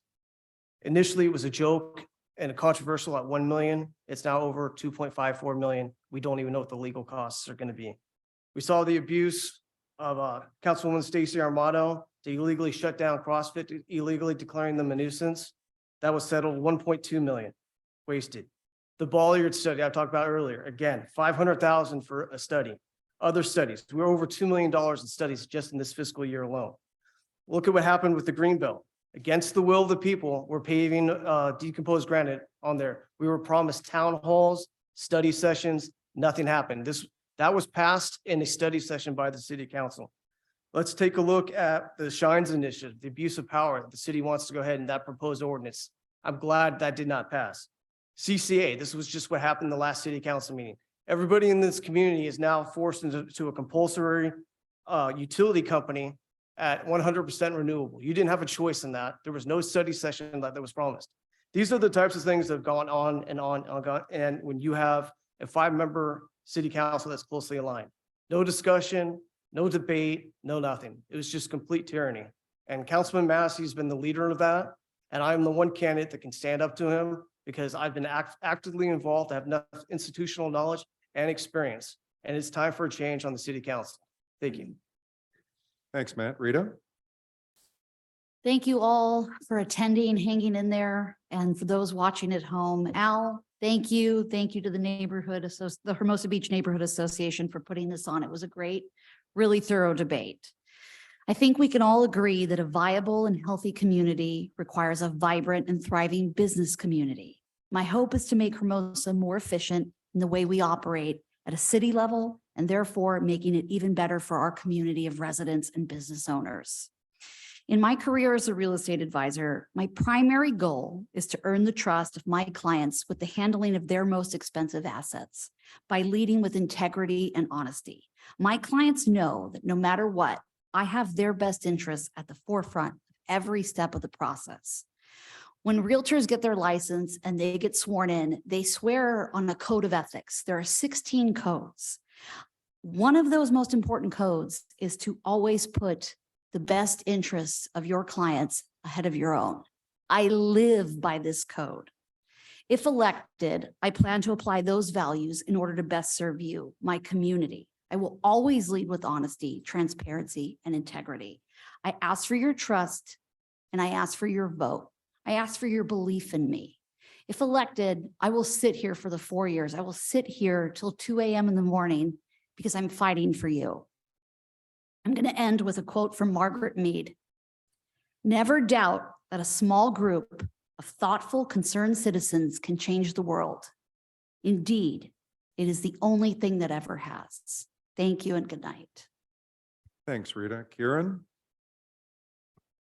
Thank you, Al, for inviting me to this forum. Thank you for the Hermosa Beach Neighborhood Association for putting this on. I hope my responses have been insightful and I answered your questions. I look forward to any inquiries you may have. I can be contacted at Harrington for Hermosa on my website. Harrington definitely hears you. I believe we're all under some stress here for certain. I thank everybody that's up here for running and for doing a great job, for sticking up for your city and putting your names in the hat for this crucial position for our city. We just love this beach city. It's one of the best beach cities in the world, and I'm really happy to be a part of it. And this process has been definitely a tough one, but I think we're all doing a great job. But thank you so much. Thanks, Karen. Ray? Thank you again, Al, and thank you to everybody who was responsible for putting together this forum. It has certainly been an insightful evening, I think, for everybody.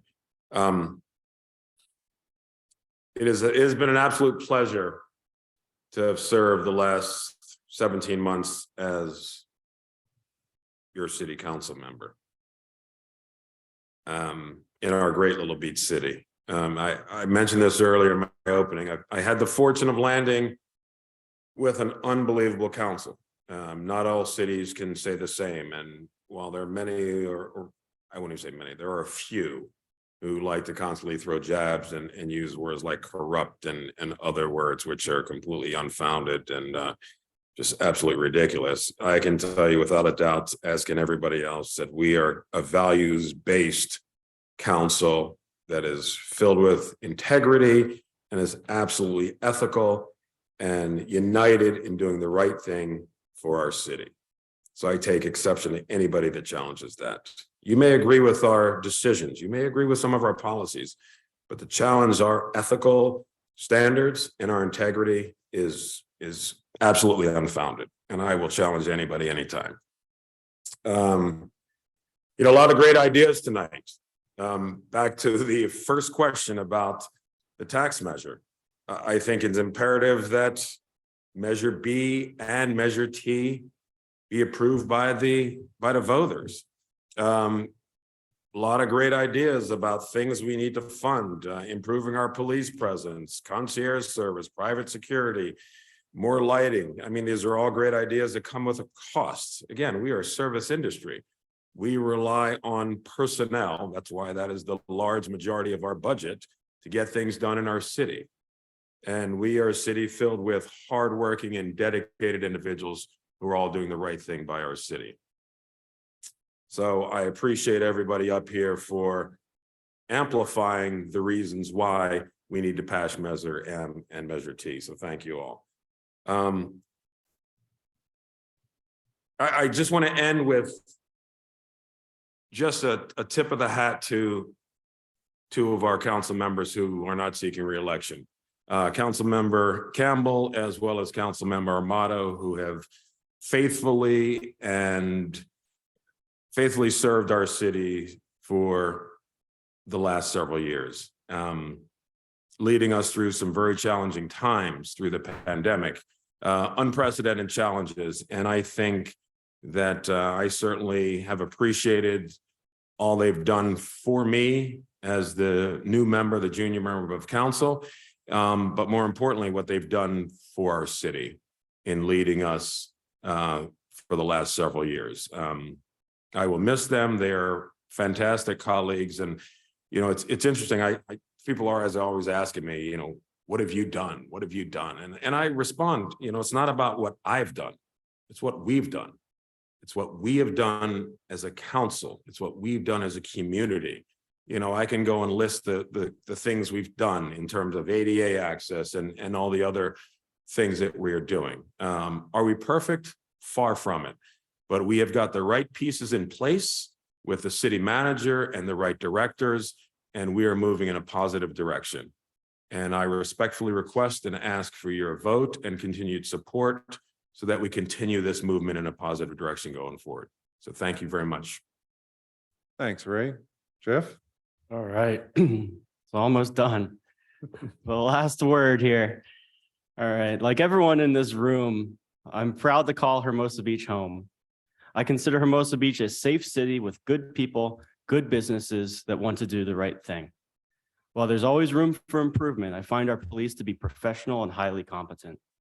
As a city council member, I'm looking forward to making progress on e-bikes and finding more creative and collaborative ways to combat homelessness. I support our safe routes to schools and look forward to making more improvements to the sidewalk situation. Lastly, we heard about improvements to our downtown area. A big focus will be helping Upper Pier realize its full potential. And I look forward to working with those businesses in particular to create a distinct neighborhood feel. If you have any questions, please visit my website at readyforchangehermosa.com. Feel free to submit a question or comment. I'm excited for a bright future in Hermosa Beach, and I respectfully ask for your vote. Thank you.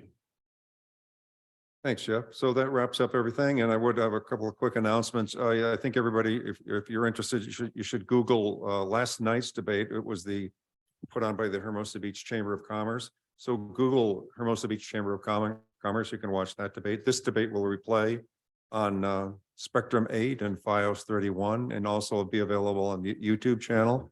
If you want to know the information that within this debate, go to hbneighborhood.org and you can find all the information documents there.